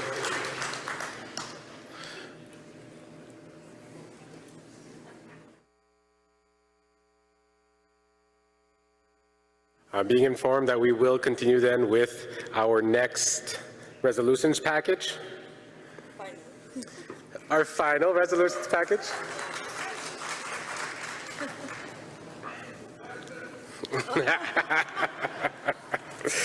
The question is a suggestion.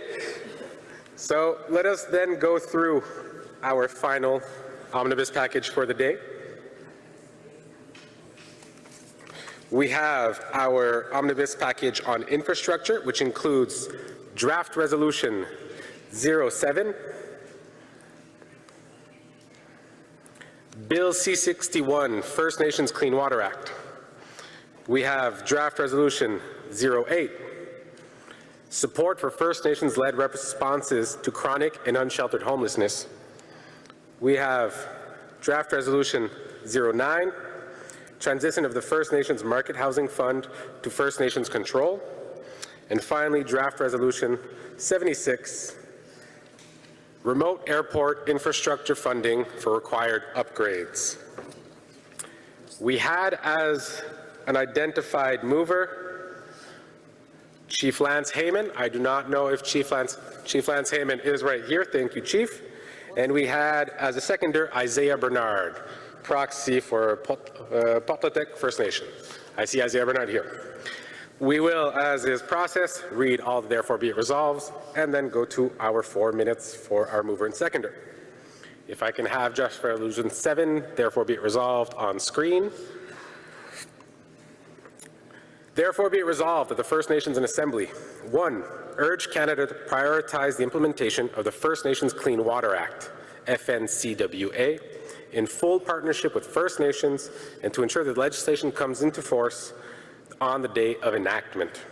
2, calls on the federal government to affirm its commitment to fully implement Article 19 of the United Nations Declaration on the Rights of Indigenous People by consulting with potentially impacted First Nations and obtaining their free, prior, and informed consent before adopting and implementing any legislative or administrative measures that may affect them.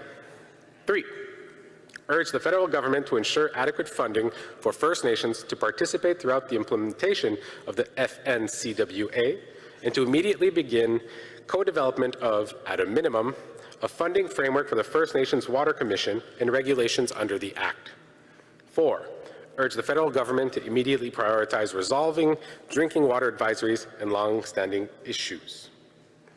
We will now move on to draft resolution number 8, to our therefore be it resolved. Thank you, team. Therefore be it resolved, 1, call on the federal government to fully implement the calls to action from the Advocate's report on homeless encampments and to develop a national encampments response plan by August 31st, 2024. 2, call on the federal government, as well as provincial and territorial governments, to ensure the National Encampments Response Plan includes measures to meaningfully engage First Nations, including dedicated resources for engagement with First Nations on an ongoing basis, and support for First Nations jurisdiction over funding, supports, and services aimed at addressing First Nations homelessness. 3, call on all levels of government, including municipalities, to end the forced eviction and displacement of First Nations citizens living in encampments, and to ensure that the encampment residents are provided with safe, adequate, and culturally appropriate housing and social services. 4, call on the federal government to meaningfully engage the Assembly of First Nations, AFN, and First Nations in the development of its National Encampment Response Plan, and to ensure that a proportionate amount of funding committed in Budget 2024, as well as any future investments to address chronic and unsheltered homelessness, are allocated to First Nations on an opt-in basis and through a process that respects First Nations rights and jurisdiction.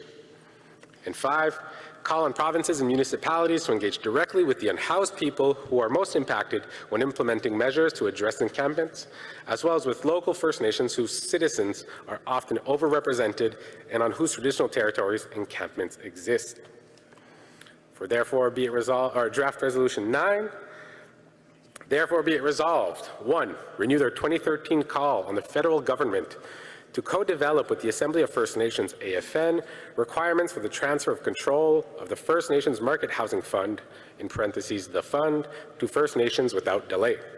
2, call on the fund and the Canada Housing and Mortgage Corporation, CHMC, to hold regional engagement sessions as soon as possible to consider First Nations control options and to seek First Nations views on the role of the fund.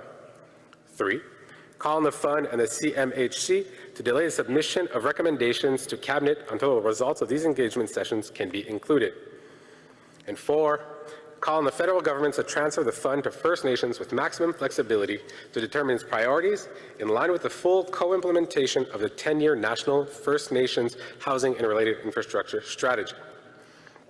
And our final resolution in the package, draft resolution 76, therefore be it resolved, call on the federal government as well as provincial and territorial governments to equitably invest in remote airports across Canada that serve as a lifeline for First Nations communities, given that the lack of investment has impacted their human rights by inhibiting access to essential services. 2, call on federal government to amend the national airports policy to include an essential service airport standard to adequately fund the required investments in remote airport infrastructure that will improve safety and access to remote First Nations. 3, call on Transport Canada, Indigenous Services Canada, NAV Canada, provincial, territorial, and municipal airport operators, and all relevant partners to work collaboratively in addressing the significant funding shortfall for remote airport infrastructure across Canada. And the final, therefore, be it resolved. 4, call on remote airport operators to work collaboratively with First Nations and government partners in identifying infrastructure gaps across Canada to accurately identify the monetary need for closing the remote airport infrastructure gap on reserve by 2030. Therefore, be it resolved have been read into the record, so I would turn to our mover, Chief Lance Heyman, for 4 minutes. Microphone number 1, please. So good afternoon, Chief Lance Heyman, Quebec First Nation, Quebec. So on resolution number 7, there was a friendly amendment that I see did not make it into the final version, so I would like to read that that clause so that it can be added. So it's demand that no representative of the Assembly of First Nations Secretariat, political office, executive, or legal counsel shall approve any co-development policy, legislation, or regulation unilaterally.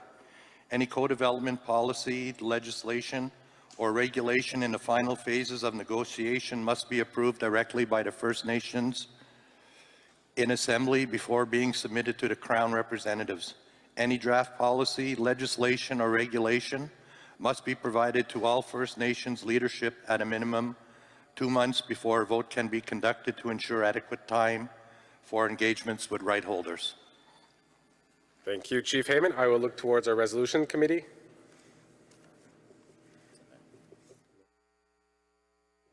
So we have added, if we can scroll down for our technicians, we have added a 5th, therefore be it resolved. If we can scroll down.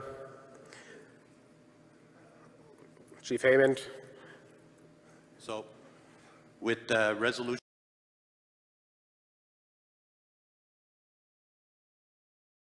recognizing that a lot of work has gone into the various iterations of this legislation. And so therefore, you know, we're still looking forward to supporting and moving it, you know, clearly that homelessness affects our communities proportionally, and we need the support. So I think the resolution is pretty straightforward. Resolution number 9, transition to the market housing fund, is an update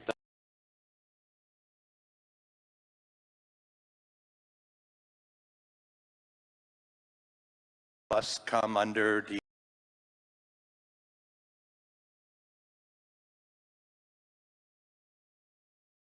care and control of First Nations, and this resolution speaks to the process that should happen. So and the last resolution, I didn't realize it was in the package, but I see it's about improving infrastructure for airports for northern communities, and again, fully support that initiative. And I'll stop there. I'll give the floor to the seconder. Thanks. Thank you, Chief Heyman. Before we continue, I'd just like to confirm with the seconder that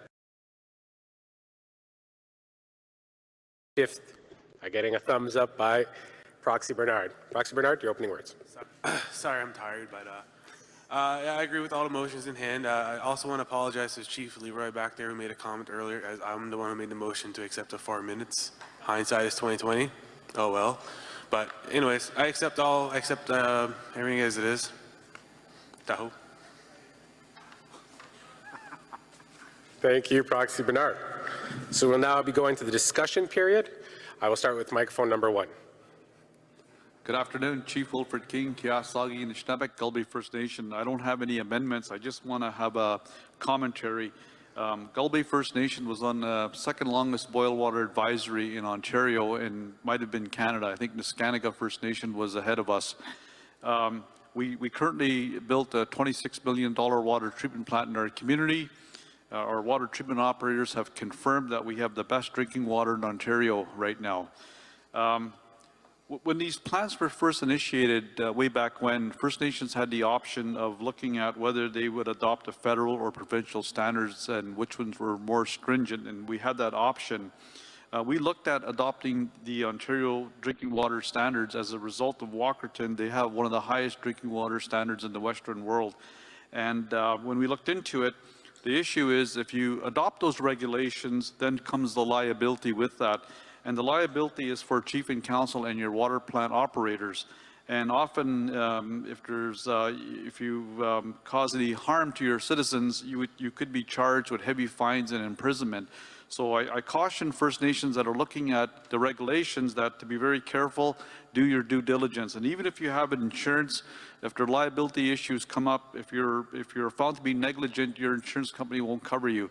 So I think when I'm looking at then is the number 3 where you talk about we urge the federal government. I think it's we got to make sure that there's adequate funding to ensure that we do have a clear framework in terms of that funding. It's no sense adopting a regulation if you don't have the money to operate your plants. And my friend here, my blood brother from Don Miracle here, Chief of the Mohawks of Bay of Quinte, is going to support my comments. Miigwech. Thank you, Chief King, and congratulations to your community for that. So we will be closing the speakers list as it is now, so Chief Daniel will be the last. Microphone number 2, please. Yeah, good afternoon. Chief Ron Bear, Muscatine First Nation, Saskatchewan. First of all, I just want to acknowledge the veterans, the chiefs and the proxies. I don't have any amendments to the current resolutions, but I just got a comment that I want to make. I think we're using really passive language here by using some of the words that we're using, like call on the government for this. We should be using more stronger language when we're dealing with the federal government here. And I just had to get up and say that, so I just wanted to make knowledge of that. When we're doing these resolutions, we should be using the strongest language we could possibly use when we're approaching federal government on trying to do action for the First Nations. Thank you. Chief. Microphone number 1. Thank you. Again, I'm Sheldon Sunshine, Sturgeon Lake Cree Nation. I just want to, again, say the omnibus package is not fair to me or my people, and I'd ask that we take out that Resolution 7 speaking to the water legislation, Bill C-61. It is now in the I-9 committee's hands, and we're doing work in our territory on the analysis of this legislation. So I think it's a little premature to ask for that resolution to go forward. I ask that we strike it from the omnibus package and have it on its own, so that it's a contentious piece of legislation, and I think it's unfair to the nations that are not here, and unfair to the chiefs to decide on this matter, it being that contentious. Thank you. Thank you, Chief Sunshine. So there's a motion to remove Resolution 7 from the omnibus package. Again, just as a point of information, if this is done, it does not guarantee that we will get to the resolution after this. So that is a point of information I'd like to make. There is, however, a motion on the floor to remove it. So the motion on the floor is to remove draft resolution 07 from the package. I would like a raising of hands and of lanyards for those who are for removing draft resolution 7 from the omnibus package.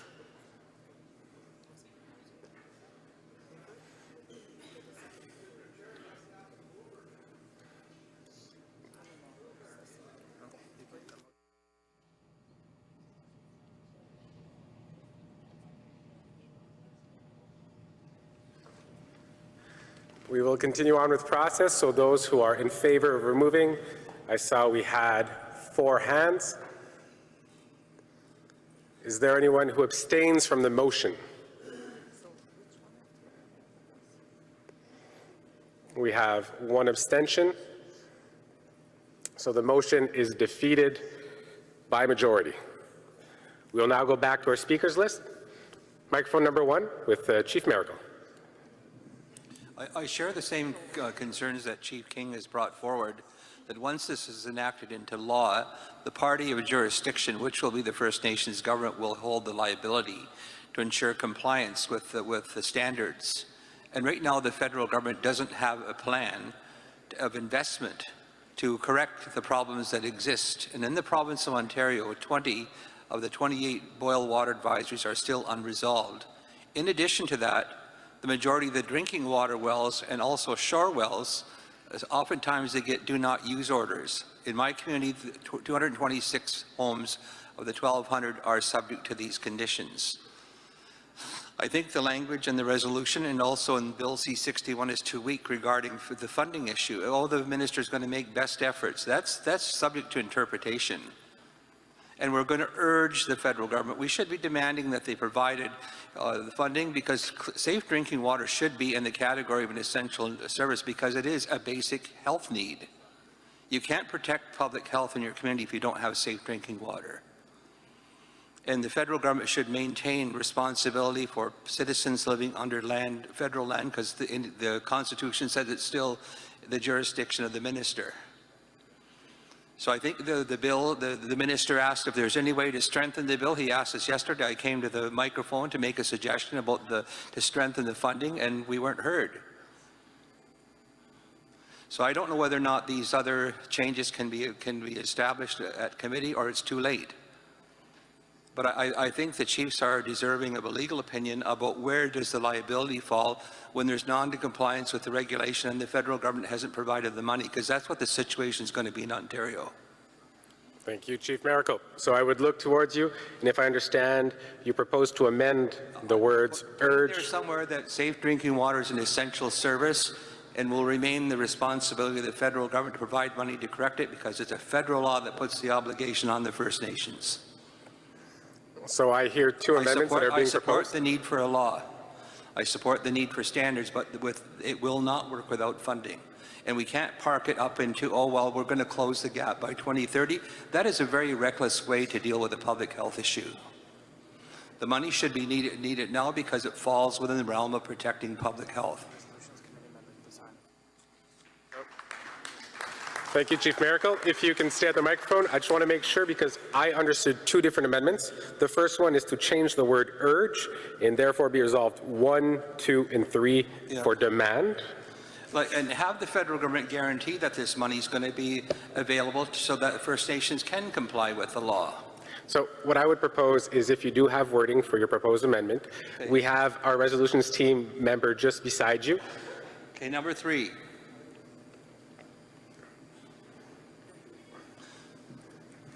Ensure the federal government guarantee funding will be provided, adequate funding will be provided to enable First Nations to be compliant with the new Federal Safe Drinking Water Act. I will look on our resolutions team. And that 4, the federal government recognize that safe drinking water is an essential service,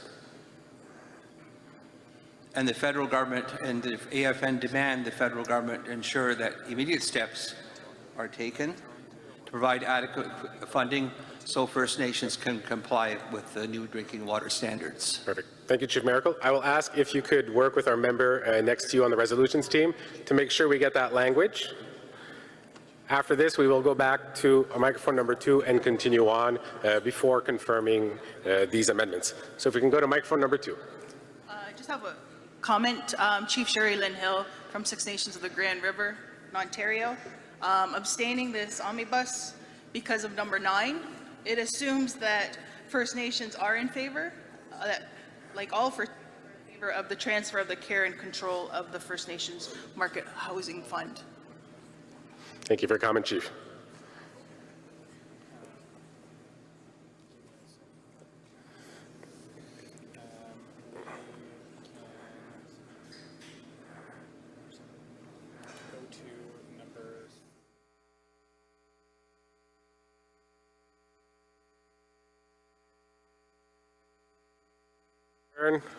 If we can return to their draft resolution 7, in TBIR 3.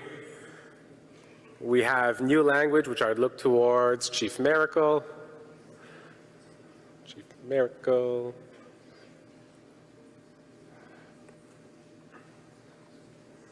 Ask the movers and seconders if they're okay with you.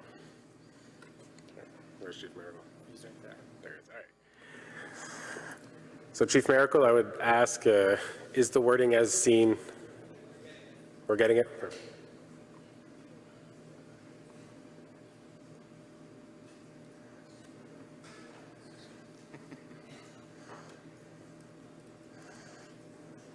In future, I would recommend that the Assembly, anything that's deal with legislation, that be dealt with separately and there be adequate time on the agenda to deal with legislative reform. It should have been dealt with yesterday. It was on the agenda. We should not defer something that's so vitally important. And just think we can bundle it all up in like this because it's reckless. Thank you for your comment. So I'm being told by the Resolutions Committee that therefore be resolved 3 as the proposed amendment would include the language. I would look towards Chief Miracle to confirm the language as presented. Friendly amendment, friendly amendment. We'll get through this one first and then we'll come back. Well, it's going to impact his approval of it. We'll get through this one first, please.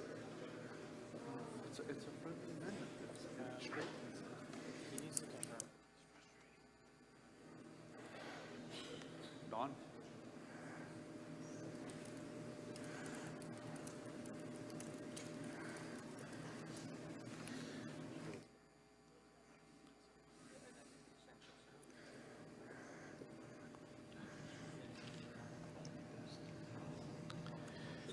Mr. Chair, I would just add that a friendly amendment, take out the word adequate. Adequate is not the high bar. It should be requisite funding. Requisite pertains to regulation. Adequate is, I don't know, subject to interpret. That's my only friendly amendment, and I'm pretty sure my friend Chief Miracle will agree with that. And the mover and the seconder. Adequate for requisite.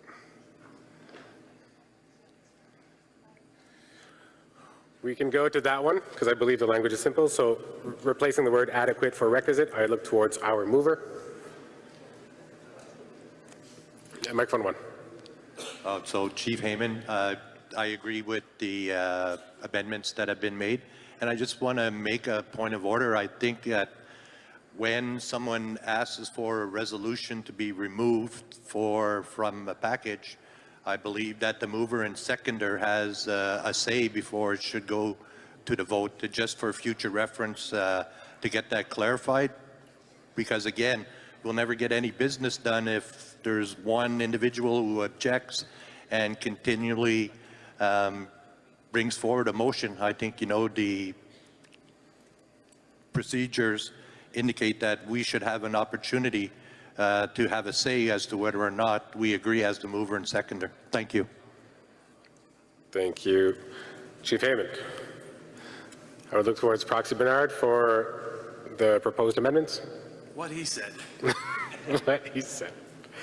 We need to read out to you. So we'll go down to same resolution, draft resolution 07. Therefore be resolved 6, which would be added. Therefore be resolved 6, demand that the federal government recognize that safe drinking water is an essential service and provide adequate funding so that the First Nations can be compliant with the Act. Do we want to change the word up?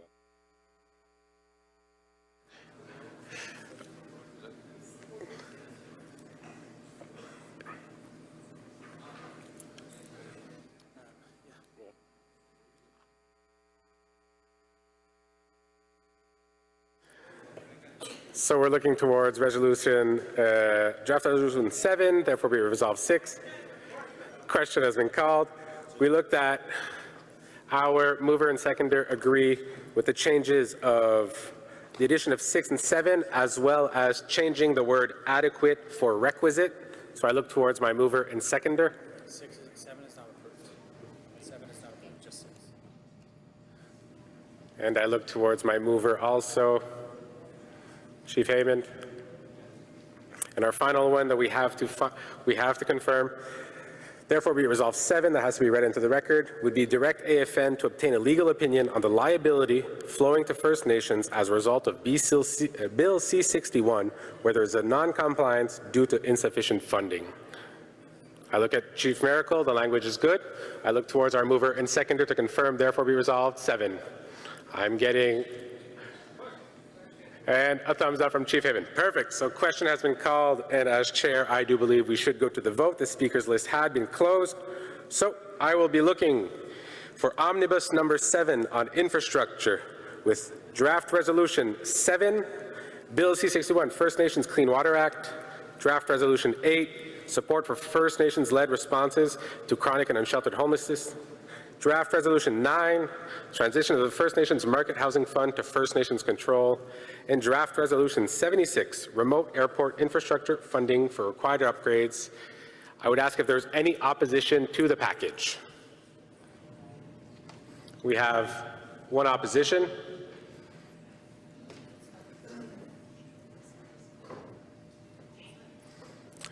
Is there any abstentions? We have one abstention in the back.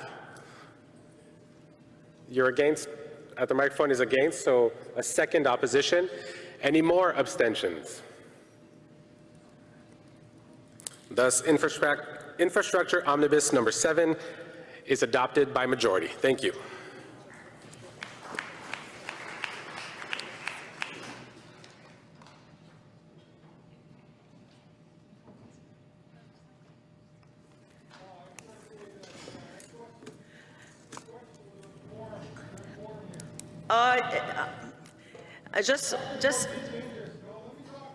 Yes, I just wanted to, I'm sorry, I'm talking. I just wanted to invite you. Chief, just a second, because I need to ask the technician to open the microphone. That's the only thing. If you want people, chiefs and proxies in the delegation to hear you and to get the translation and the sign language, we need the microphone to be open. So this is just a way to express a respect over the chairs as well. So microphone number 2, please. Thank you. You know, it's a little frustrating sitting here. I've been chief for 2 years. This is the second time I've been here, and we run into the same issues all the time coming from Alberta. You know, I question quorum. Do we have a quorum here? And the second part of that is we're getting into dangerous situations here. You know, that situation that we had yesterday, that was a very dangerous, and I don't know if people understand the impact of what would have happened should have that resolution passed yesterday. Like, we're all our rights are at stake here. You know, and this Bill C-61, we're supporting that, to have that pushed through. We got serious questions on how that's going to affect us. They put us in this little box, and yet we're going to agree to have them give us jurisdiction in this little box. Why? Why are we doing that? You know? And I just want to make sure that we got to get that point across. You know, what is quorum, and why are we agreeing to have them put us in that little box? Maybe expand it a little bit to the water outside of our little box, but yet we're still in that box. Why are we doing that? We never ceded this land. This is First Nation land, this is Cree land, this is Algonquin land, this is all of our land. And yet, we're trying to fight within these constructs. Why do we do that to ourselves? I just want to remind everybody, we never ceded that land. That treaty is written in their favor. I went and seen the actual treaty document in the archives, and it's right there in bold, cede and surrender. And they never discussed cede or surrender. Never. Because, you know, our people, our creation stories, we are from the land. Why would we give up part of us? We would have never done that. So we need to seriously think about what we're doing here, and passing these things that are going to affect us long term to keep us in that box. That's all I got to say. Thank you. Hey. Miigwech Chief. So on that, the question was, I think I'm getting tired, maybe like you, but quorum was questioned. So you read our minds, Chief, because we thought the same thing and we did a count already. So we have quorum, we confirmed that. So the quorum is, yeah. So thank you so much, Chiefs. Yep, because you're all there, you're there. It's long days, a lot of work, and you're still there. So congratulations. It's very appreciated for all chiefs and proxies here, because we can't continue, and we're there for you, and we want to, and we heard you. We want to continue to do omnibus draft resolution if that is what you want to do. But we also need to make sure that our closing protocols, that we have some like the drums, the elders, we need to make sure that they are available as well. So we will try to make a fit with all those things. And but this is a mark of respect, because it is your assembly, chiefs and proxies, and we heard you, and that is why we continued, because we were supposed to close at 4. Huh? So, yeah, so, and on that, I am going to look at my co-chairs and make sure that we are on the same page for the next item. Thank you.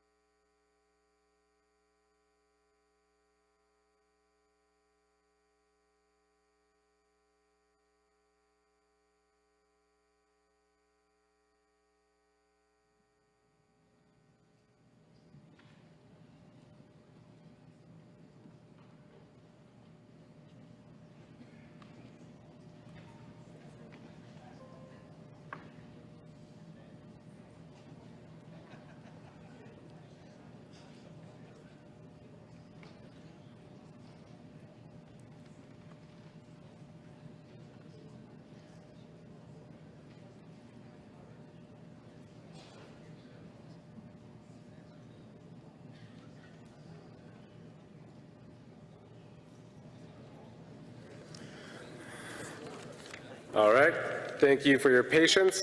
So again, as mentioned, we do have quorum, we still do, we just had a count that was conducted. There is, in our agenda, we are supposed to go towards a closing. We extended to an additional omnibus package due to the important nature of the resolution, as was mentioned by a speaker. However, our closing protocol might be affected due to some of our members that do have to participate in the closing must or have other engagements. I would propose to go towards the closing of this assembly, but there can be a motion on the floor, which would take a mover and a seconder, to extend and continue the work and continue on with the work of the resolutions. Again, that might affect closing protocol. So I would look towards the chiefs. I am proposing as well, after having spoken with my co-chairs, that we do go towards the closing of the assembly. This is the end of the third day. I have a speaker on microphone 1. Does this work? Oh, there we go. There it is. Hi, Isaiah Bernard, proxy for Below Deck First Nation. I'm looking to make a motion to continue this work because we have some really important work that needs to be passed. Thank you. Do you have a proposed duration for the extension? It is already... Let's just get it done. We have about 30 resolutions left. Well, there's a hammock I seen over there. We can go camp but I don't know what works for you guys, chiefs. I'm open for the suggestions, like an hour, 30 minutes. We can propose a certain period of time, and at that point, after this, we can continue. Half hour. A half hour is proposed to extend the meeting. I'm looking for a seconder for this motion. I second the motion. Chief Leroy Denny Escazonia, I second the motion. Chief Leroy Denny, seconds. And I have a proposition. I'm a mover, and also I have a mover for both files, the social and education, along with Chief J.R. Gould, we're both movers and seconders on that, and we're going to propose to merge them. Thank you. If you can head to the Resolutions Committee with that. For now, we will be looking at the motion to extend by half an hour, proposed by Proxy Bernard and seconded by Chief Denny. We will now go towards, we'll go to discussion. So microphone number 1, please. Just a consideration. Are the omnibus movers and or motioners and seconders in the building if we continue with that work? Because if they're not, we're either going to have to replace them. Thank you for that comment. I'll be looking towards the Resolutions Committee. I'm getting a thumbs up, so saying that we should be good, and if ever we do have process to find a second mover. Seeing no other people at the microphone, I will now put the decision or the motion to extend by a period of 30 minutes. It would be about 5:05 to continue our work on resolutions.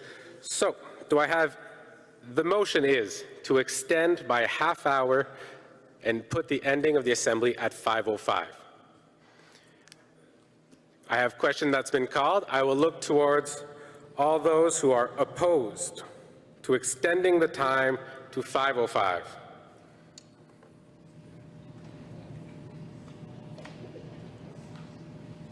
Do we have any opposition to extending the time to 5:05? Do we have any abstentions?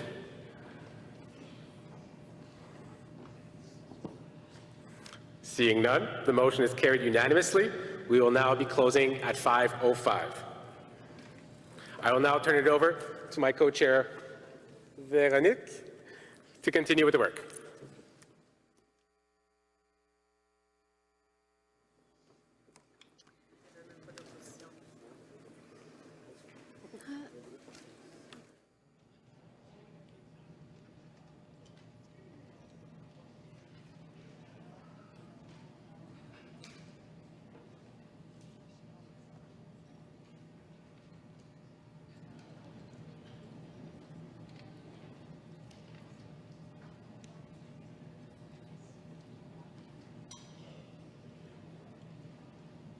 Perfect. So we will continue with package resolution number 8 on reconciliation. We have 3 draft resolutions on this, well, Cedric renamed them resolution packages. We'll say that this way. So the first one is draft resolution 28, supporting public education on First Nations cultures and histories. The second one is draft resolution number 47, support First Nations accessing ICMP expertise for missing children, unmarked graves, and burial sites associated with former Indian residential schools. Draft resolution 48, 2024, advocating for full and effective participation of Indigenous peoples at the United Nations. The mover of this package is Chairperson Kilsim from Squamish Nation. He's in the room over there. And the seconder is Don Tom, which is over there. Perfect. I will now read the therefore be it resolved.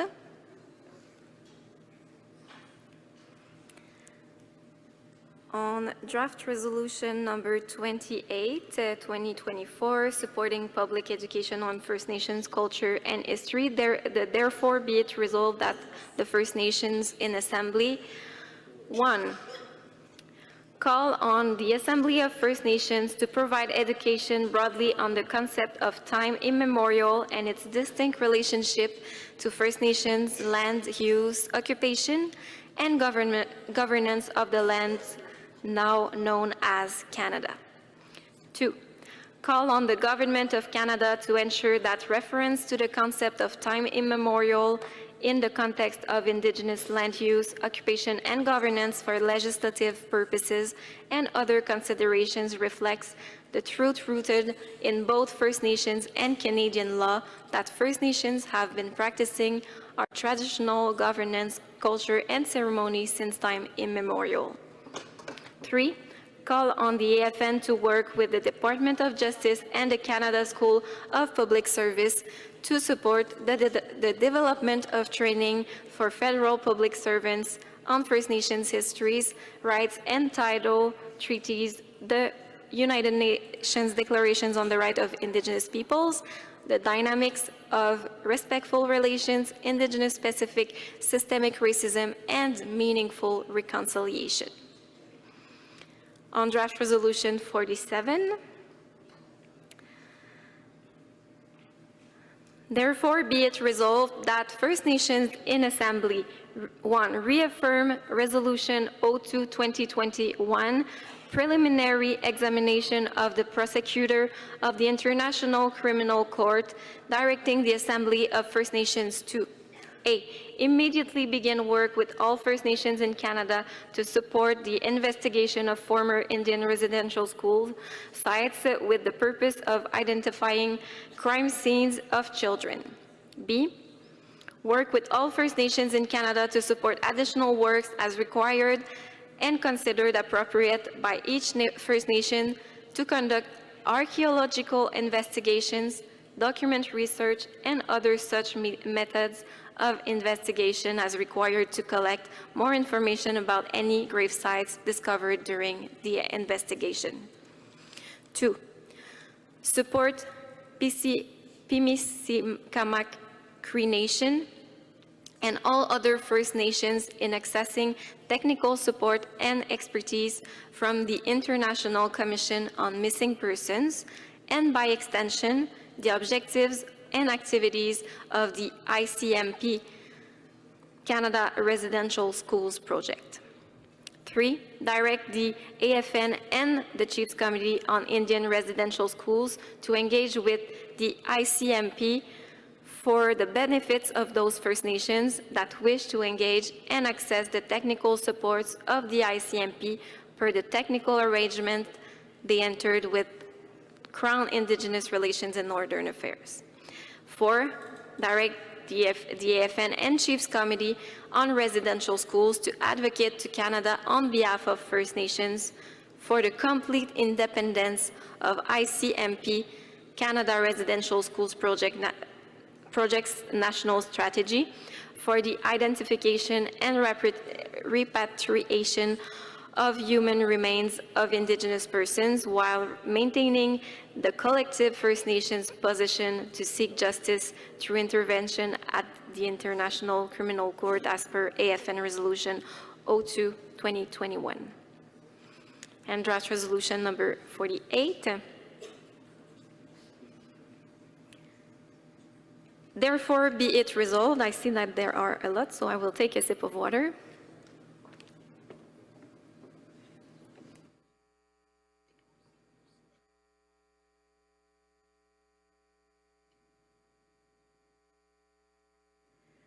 Therefore, be it resolved that the First Nations in Assembly 1 call on the United Nations in both the General Assembly and the Human Rights Council to support the enhanced participation of Indigenous peoples within the UN system, ensuring the direct participation of First Nations through their representative institutions. 2, reiterate the distinct status and rights of First Nations as distinct from local communities, vulnerable groups, and ethnic minorities, in line with the minimum standards reaffirmed in the UN Declaration on the Rights of Indigenous Peoples. 3, direct the Assembly of First Nations to advocate in partnership with rights and title holders specific priorities for First Nations on venues of participation, participation modalities, selection criteria, and selection mechanisms in national and international contexts for the enhanced participation of Indigenous peoples in the UN. 4, direct the AFN to seek funding to hold information sessions and collective discussions with First Nations rights and title holders to explore the concept of enhanced participation and proposed tangible recommendation to the UN. 5, Direct the AFN to work with First Nations rights and title holders to advocate. Did I just read this one? No? Okay, perfect.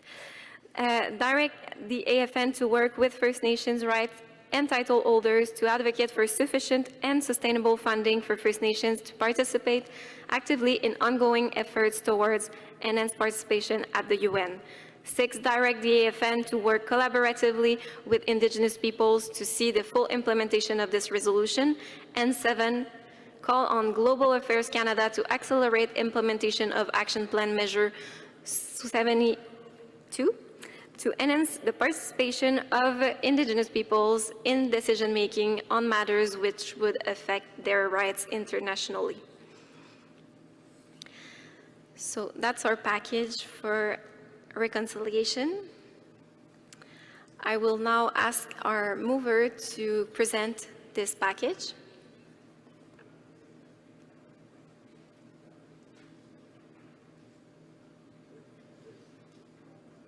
Microphone number 2. Hello, Salem, Squamish Nation. I'll be very quick. We did submit a friendly amendment that I think the mover and seconder wanted to add, which is a number 8. And this is based off feedback from others who approached us.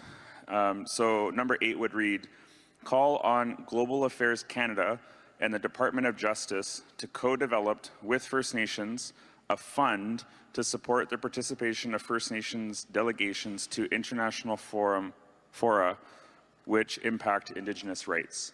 So it's just adding a clause calling for funding for the implementation of everything else in Resolution 48. We will add that. It's added. Oh yeah, it's over there. Okay. 8, call on Global Affairs Canada and the Department of Justice to co-develop with First Nations a fund to support the participation of First Nations delegations to international fora which impact Indigenous rights. Is it written as you wanted it to be written? Yes. So our mover agrees and our seconder agrees as well. Perfect. We can now go into discussion and amendments on this package.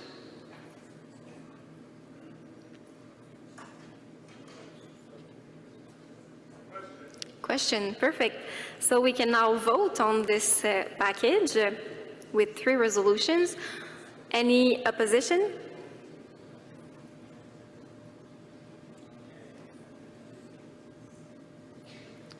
I see none. Any abstention?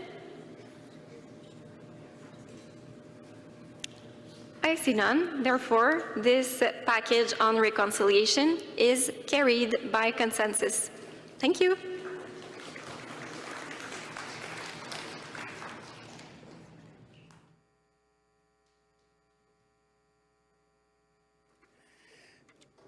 Our next point on the agenda, as suggested by Chief Leroy Denny, so they worked with the resolutions team to combine 2. So we will now be going towards an omnibus package on social and education. We have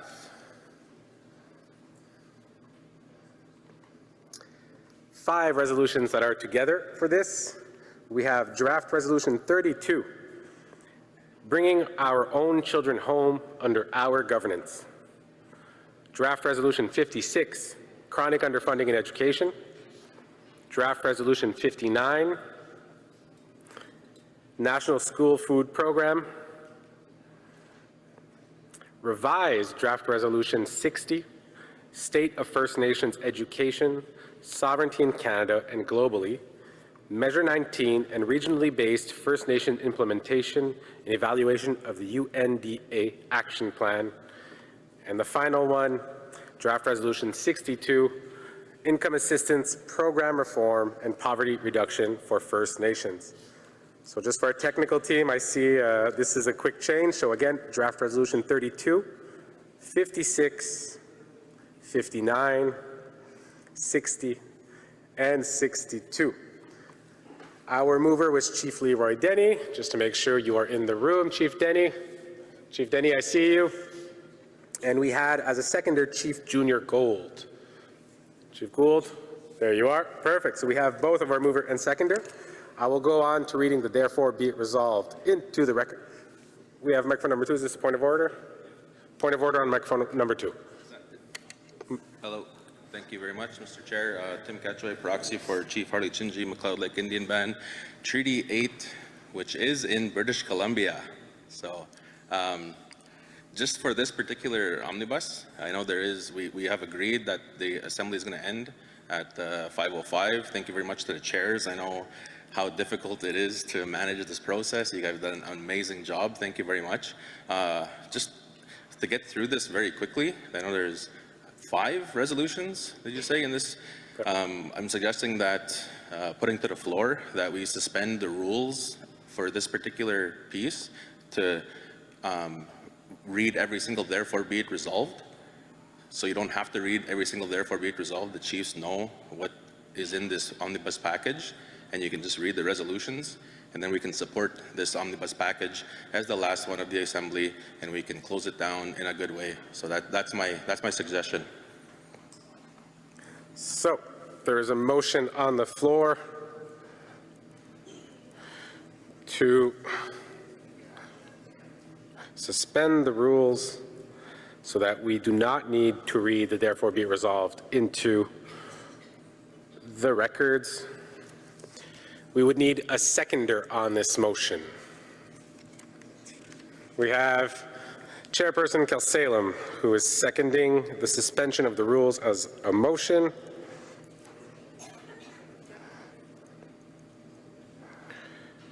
We will open it up to discussion on the motion to suspend the rules which require the reading of the therefore be it resolved into the record. I'll go to microphone 1. Yeah, that would work really well as long as there aren't any amendments. So there's an amendment behind me, so that you don't have to read it, but you're going to have to bring it up to make the amendment. Perfect. Your comment is heard. Thank you very much.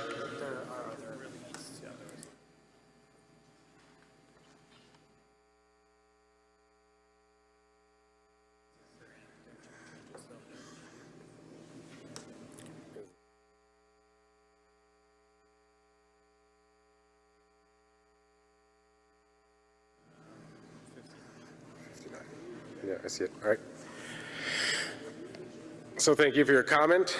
I'm being informed by the Resolutions Committee that there are certain amendments that were made, revisions, I should say, I'm sorry.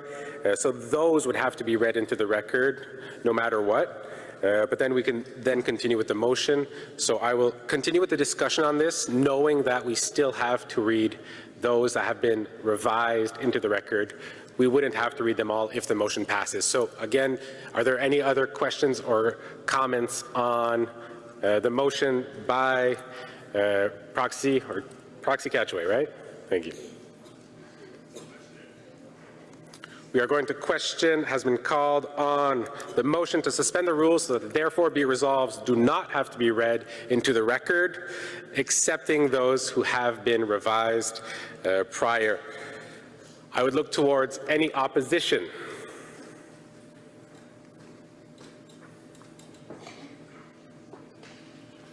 Seeing none, do we have any abstentions to this motion? We have 1 abstention.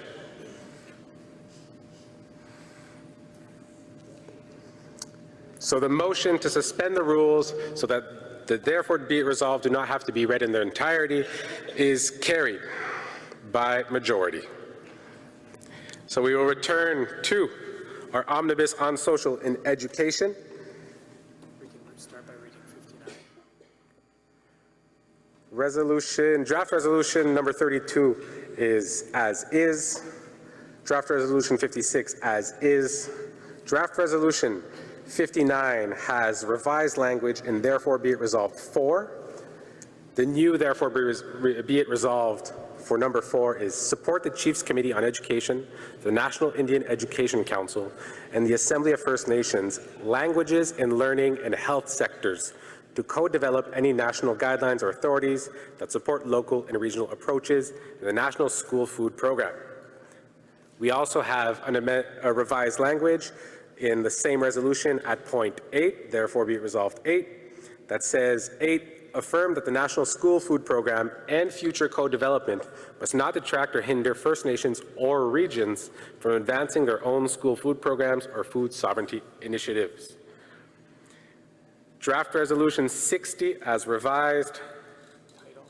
The title has been updated as already read into the record with the addition of Measure 19 and regionally based First Nations implementation and evaluation of the UNDA action plan. We have additional whereas that were revised. So D, some nations have identified that none of the measures to date substantially address their control over education or the work required by Canada to meaningfully support their jurisdiction over education. We have whereas E, there must be regional approaches to implementing measures in the National Action Plan respecting the diversity across nations and regions. And in whereas F, the settler colonial crown must be accountable for recognizing nation sovereignty, the right to self-determination, and the right to establish and control their own education systems as affirmed by Article 14 of the UN Declaration. And all of these, therefore, be it resolved, do have revised language, so we must read them into the minutes. 1, therefore be it resolved 1, affirm that there can be no meaningful United Nations Declaration on the Rights of Indigenous Peoples Act, UNDA, 2023-2028 Action Plan without regional specific approaches to the interpretation and implementation of Measure 19 as determined by the self-determining nations in those regions, which may include, among other things, subpoint A, mechanisms to formally move away from the Indian Act and its application of sections 114 to 124 as a tool of power over First Nations government and their education systems. B, mechanisms for appropriate, comprehensive, and fully equitable funding that meets the needs, including historical redress of First Nations lifelong learning systems based in First Nations-led and designed regional First Nations education models, frameworks, approaches, and formulas. C, mechanisms and arrangements that support First Nations exercise of education jurisdiction, including appropriate education funding options outside of the Regional Education Agreement Program. 2, call upon the Government of Canada to respect regional approaches, models to interpreting and implementing the UNDA 2023-2028 Action Plan Measure 19 as determined by nations in those regions, and to negotiate honorably and in good faith, including to provide meaningful funding to support First Nations participations in negotiations. And 3, direct the AFN to engage with the federal government on the UNDA 2023-2028 Action Plan Measure 19 to ensure alignment between Action Plan Measure 19 and UMDRIP Article 14. And our final resolution, Draft Resolution 62, Income Assistance Program Reform and Poverty Reduction for First Nations, is as is. We'll now go to discussion, and we have someone at microphone number 1. Microphone 1, please. Okay, there we go. Chief Shelley Borfrapier, Temagami First Nation. I'm asking for a friendly amendment on resolution number 59 for the National School Food Program. In number 4 of the therefore be it resolved that we add after support the add rights holders, comma, First Nations leadership, comma. Thank you, Chief. So we have in TBIR number 4 for DR 59, I will look towards our Resolutions Committee. And if we can have it posted on screen by our technical team, Draft Resolution 59, therefore be it resolved number 4, please.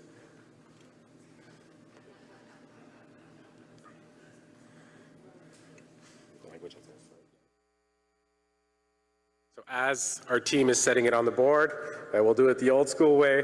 We have therefore be it resolved 4, which would say support the rights holders, comma, First Nations leadership, comma, Chiefs Committee on Education, National, and continued. I look towards our chief. Is the wording correct? The addition of rights holders, comma, First Nations leadership, comma, after support the. The wording looks correct. So I will move to our mover, which is Chief Leroy Denny. You agree? And Chief Gould, you agree? Thank you. So DR 59, the amendment has been accepted. I'm looking towards our microphone. I see we have a speaker on microphone number 1. If I have microphone 1, please. Hi, good afternoon.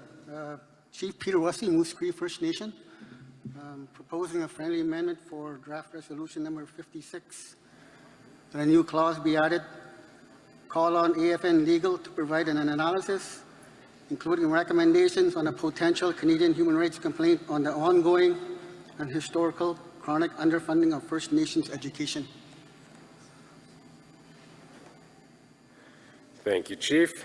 So we are talking about draft resolution 56, the addition of a new clause, or a new therefore be it resolved, I'm sorry.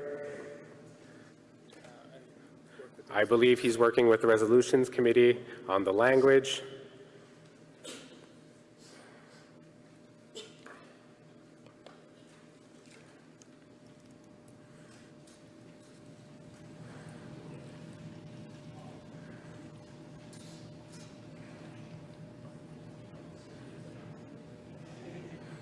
So the language as proposed by Chief Peter is approved by our mover and approved by seconder and will be read into the minutes in just an instant.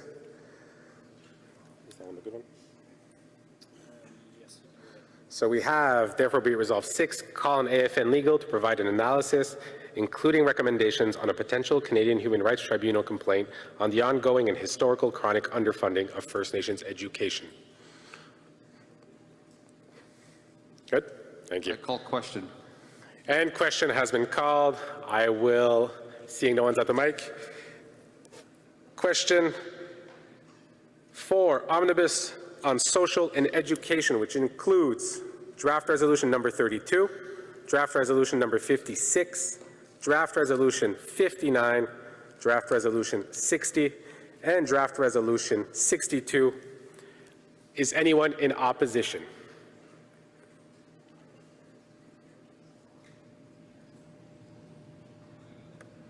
Seeing none, are there any abstentions?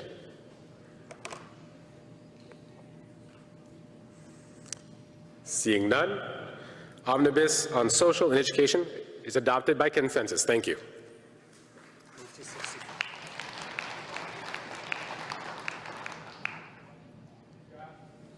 We have a few minutes left, so we will be going to our final resolution. We have draft resolution 66. If our technical team can get that one up on. Someone on microphone number 2.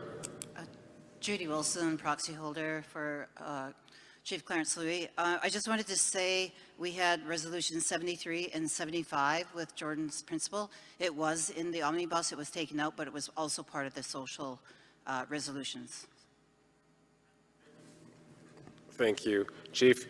We go with what the Resolutions Committee has proposed to us as the packages, so that is the one that we addressed. Thank you. I will take a moment to confer with, or microphone number 1, Chief King. I'm the mover on resolution 66. Perfect. Thank you. I will take a moment to confer with my co-chair, seeing as we only have 3 minutes left, and I will be back.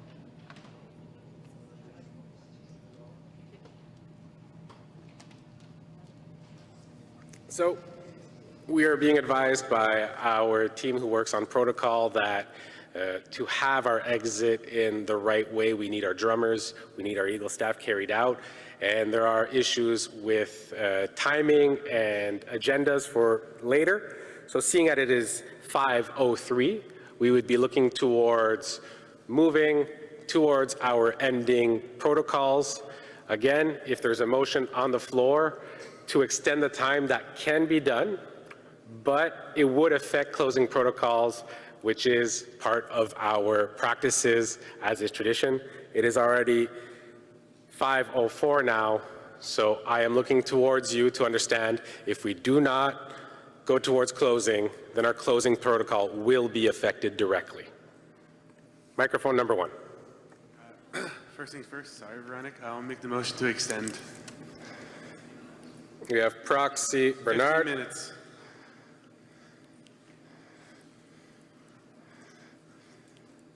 Do we have a seconder to extend by 15 minutes? Proxy Garrett Glode, I will second it. Can you repeat your last name, please? Glode? Glode, perfect.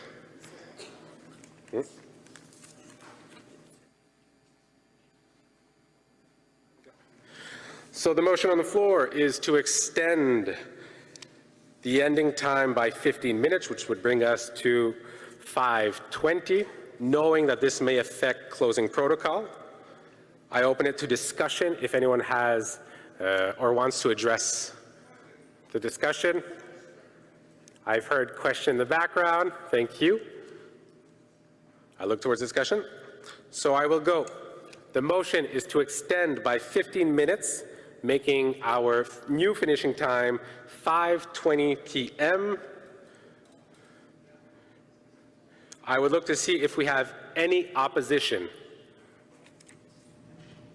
We have one opposition, 2, 3, 4, 5, 6, 7, 8, 9, 10.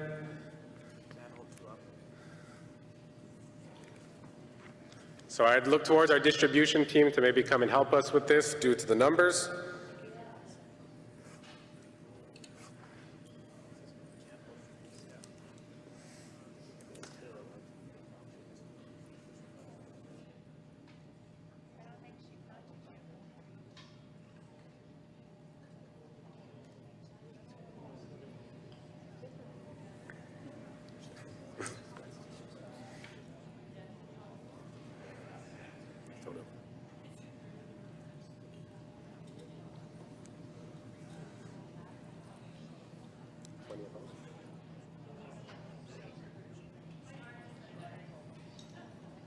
All right, thank you, everyone. You can lower your hands. Do we have any abstentions? Again, to the motion to extend the closing time to 15 minutes from now.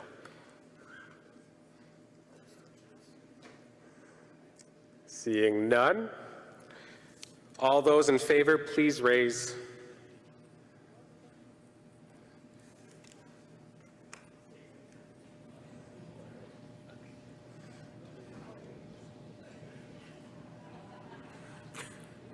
Please be safe as you raise your lanyards. To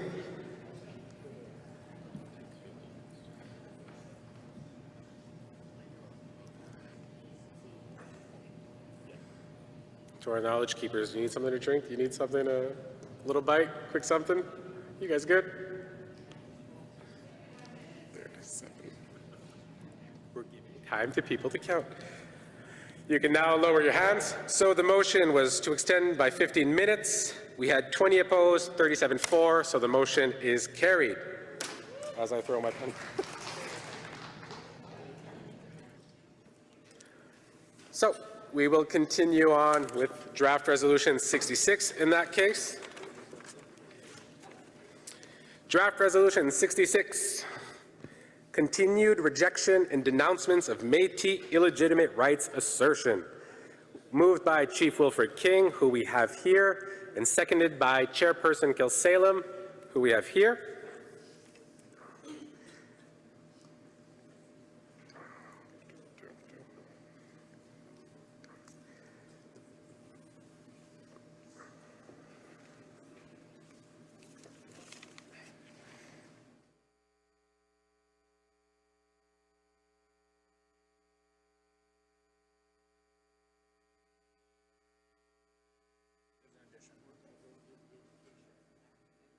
Resolution 66. We're at resolution 66 now, draft resolution 66. So, I'm being informed that we will still have to read the therefore be it resolved. Therefore be it resolved that the First Nations in Assembly, 1, reaffirm the rejection and denouncing of illegitimate rights assertion of the Métis within BC, Ontario, and Labrador. 2, reaffirm that the Métis hold no land, water, or air-based inherent and constitutionally protected rights or related jurisdiction within BC, Ontario, and Labrador.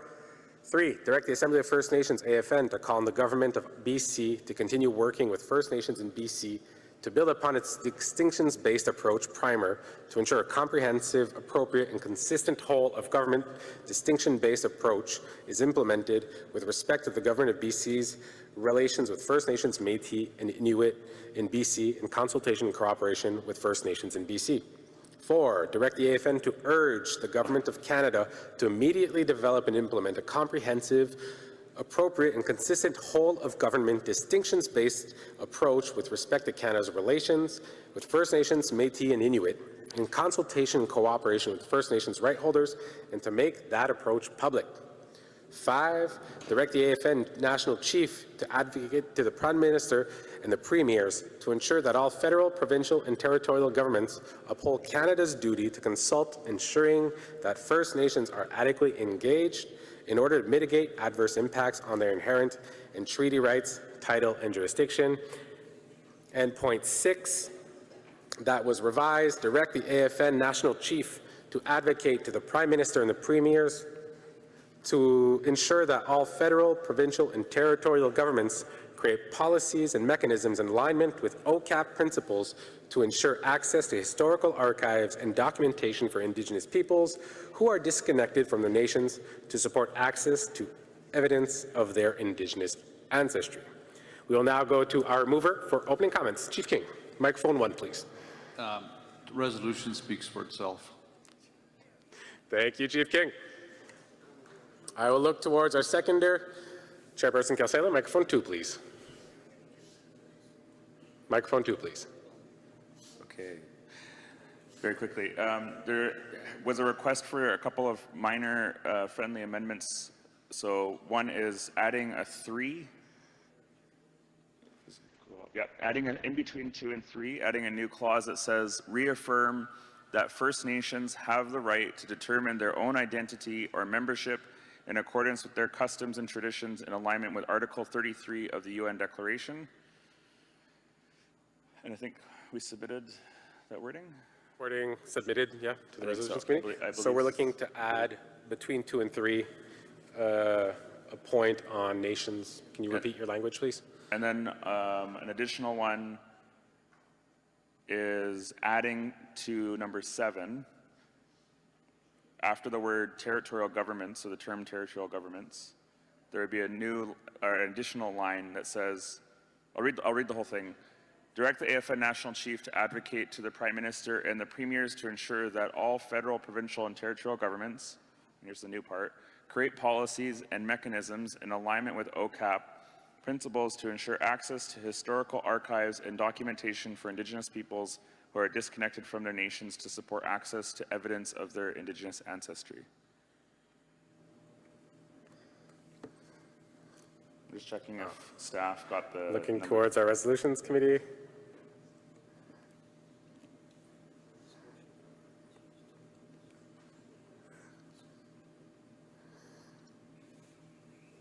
Chairperson Kilsalem, could you just repeat the language for the third? Reaffirm, number 3, reaffirm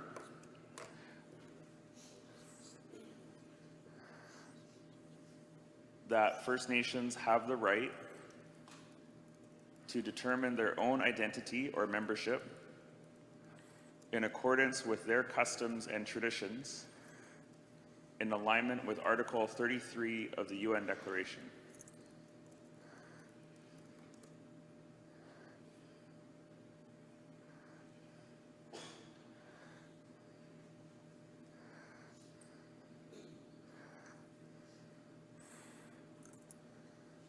Yeah, that's it.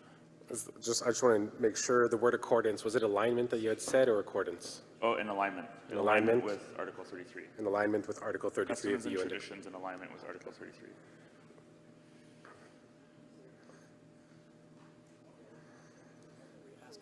So I'll just look towards that. Is the language for number 3 good? Yeah. And now can you reread your proposed changes to therefore be resolved 7? Yeah, so if you go to 7, oh, it's there. It's there already. Thank you. It's already included? Awesome. So I will look towards our mover to microphone 1, please. Good to go. Good to go. Perfect. So the 2 amendments are added and accepted. I heard question being called. So we will go to our voting period on draft resolution 66, continued rejection and denouncement of Métis illegitimate rights assertion, moved by Chief King and seconded by Chairperson Kilsalem. Is there any opposition?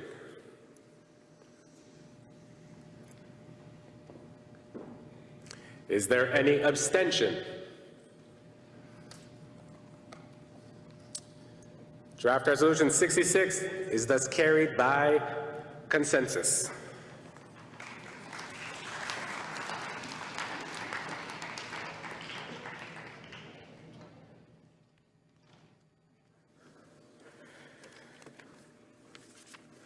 So Chiefs, thank you for that hard work, the good work. It's been big days, it's been long days, let's be honest. I will now move towards my co-chairs to start us off on closing protocols.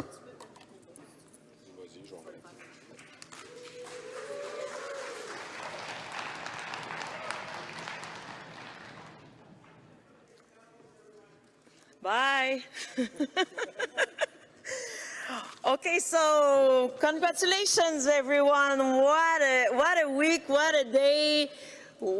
Your dedication, chiefs and proxies, your hard work made this 45th AGA a success. And congratulations. It's very important, I think, to take the time and you can applaud yourself. I think it's worth the time. Yep. So this is me saying goodbye, and this is me saying a big thank you. And I want to reiterate that it was an honor. I mentioned that at the beginning, and it's still an honor for me to act as your co-chair. And I'd like to express on that my deepest gratitude to you all, chiefs and proxies. And as I mentioned, this is your work, your dedication, your passion, everything you do is related to the success of this 45th AGA. But what is also the success, the recipe of the success, I think, is also the amazing work of all national chief, the executive, all the consuls, all the AFN consuls, including the new one created for accessibility and disability. Yep. So the translators, technicians, I call them the little beavers that we don't see, but there are a lot of beavers out behind that works to make it happen. So thank you to everyone, and finally, thank you to my co-chairs, Cedric and Veronique, even though she's not listening right now. Thank you very much. Miigwech, I just thank you also. Veronique. I won't take too much time because it's already late, but I just wanted to thank you for welcoming me in this assembly, being a youth co-chair, to have the opportunity to learn with you what the role of a co-chair is. So thank you very much. I was very glad to do the Omnibus packages with you. I had more words, but I think I will keep it there because it's very, very, very late. So thank you again, Tiawang, Onai, Askenonia, yes. So thank you, everyone. That was some good work. And I will not take more time. I'll just say safe travels. Thank you for being here, and thank you for all of the work you've done. You're advancing important issues for our people, and I raise you up for that, I recognize. And it is now my pleasure to introduce National Chief for closing remarks.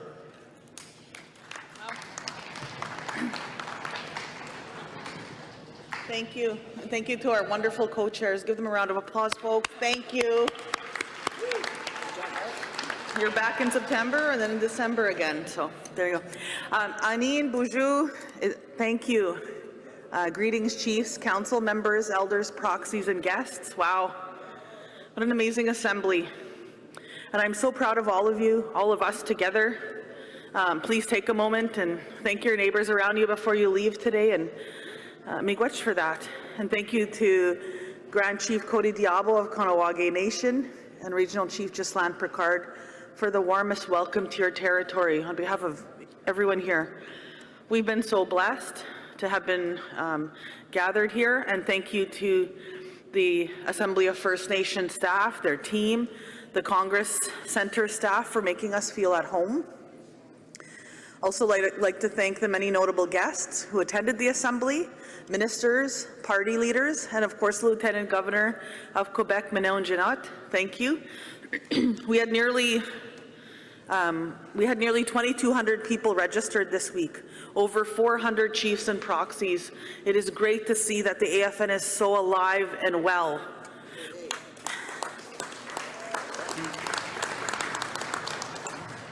We were optimistic about the future coming into this assembly. The hope that we have heard and seen over the past 3 days are even more inspiring. And we want to thank all of you who have come up to all of us, and myself included, over the past few days with your blessing, prayers, and ideas. It means so much, Chimigwech. It has been awesome to see so much time devoted during this assembly to doing the work for First Nations people. Chiefs have been spending hours at Assembly, debating, drafting resolutions to improve the quality of life for the people that they serve.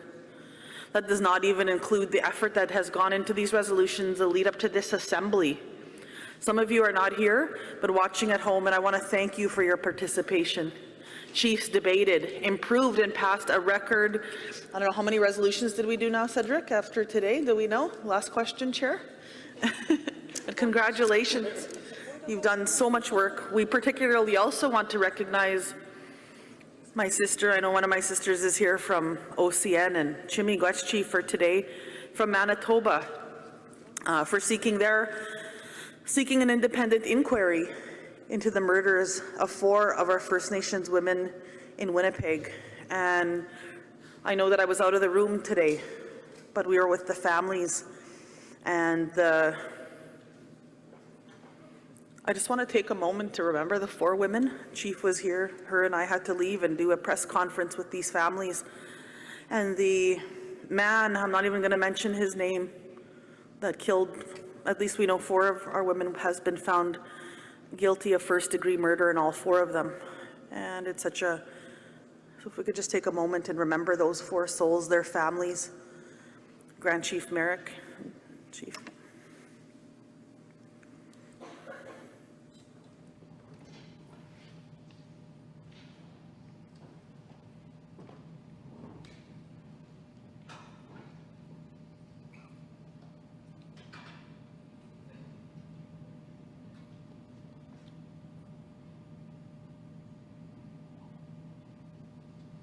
Thank you.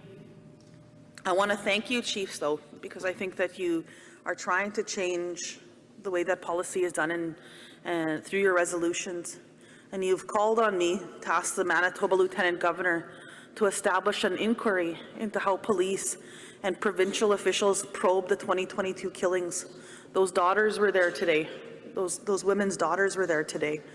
And they were saying how horrifying it has been just to fight for some justice for their mums, to even try and look for them and dig for them. And I want to thank also AMC Grand Chiefs that's here, the families, for your courage and your love. This is the assembly of our nations, chiefs and elders who came before us wanting for us to try and work together in this room, even when it's hard. They wanted us to be in this together, and here we are. It was so inspiring to visit with so many First Nations entrepreneurs also at the trade show, and so many beautiful creators of just everything that we wear, right? It's a whole industry. And so I want to lift them up. I want to thank them and other exhibitors for their support and their participation. We're also so encouraged to see more children here. I've seen a lot of kids here. I'm so glad for that. It's a constant reminder of what this gathering is about. To continuously strengthen our relations, let's try to begin future assemblies even more multi-generational, more families, more grandkids and grandparents. Chiefs, we have been waiting a long time for an assembly like this. We are unified and zeroing in on issues that matter most to First Nations. We are not divided or questioning ourselves. Today we are an assembly energized in diverse opinions, not threatened by them.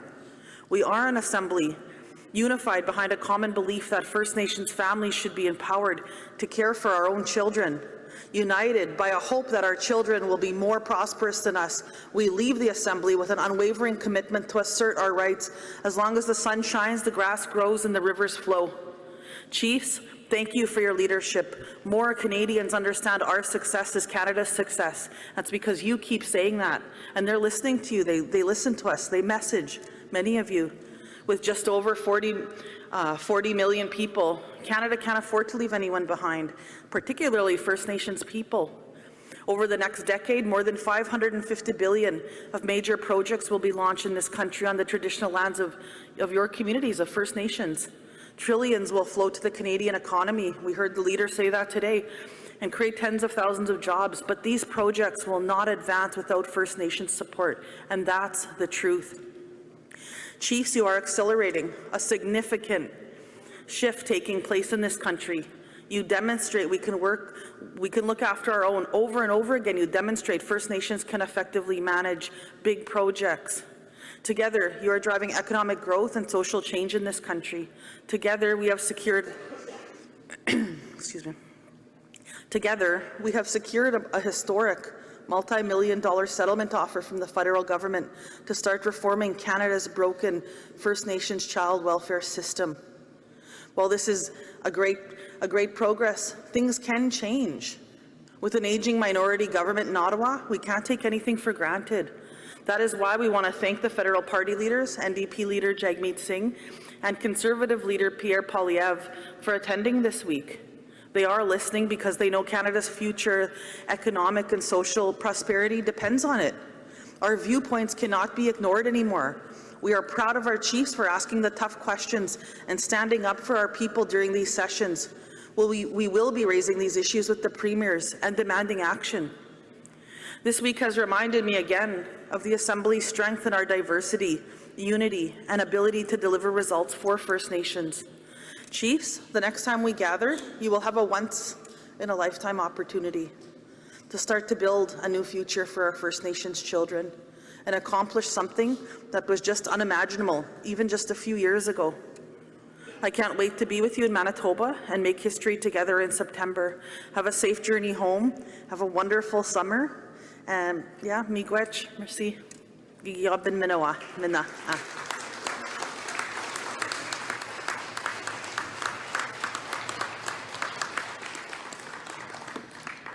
Malawian National Chief, it is now 5:27, and this meeting, the 45th Annual General Assembly, Strengthening Our Relations of the Assembly of First Nations, is officially adjourned. And to start our closing ceremony,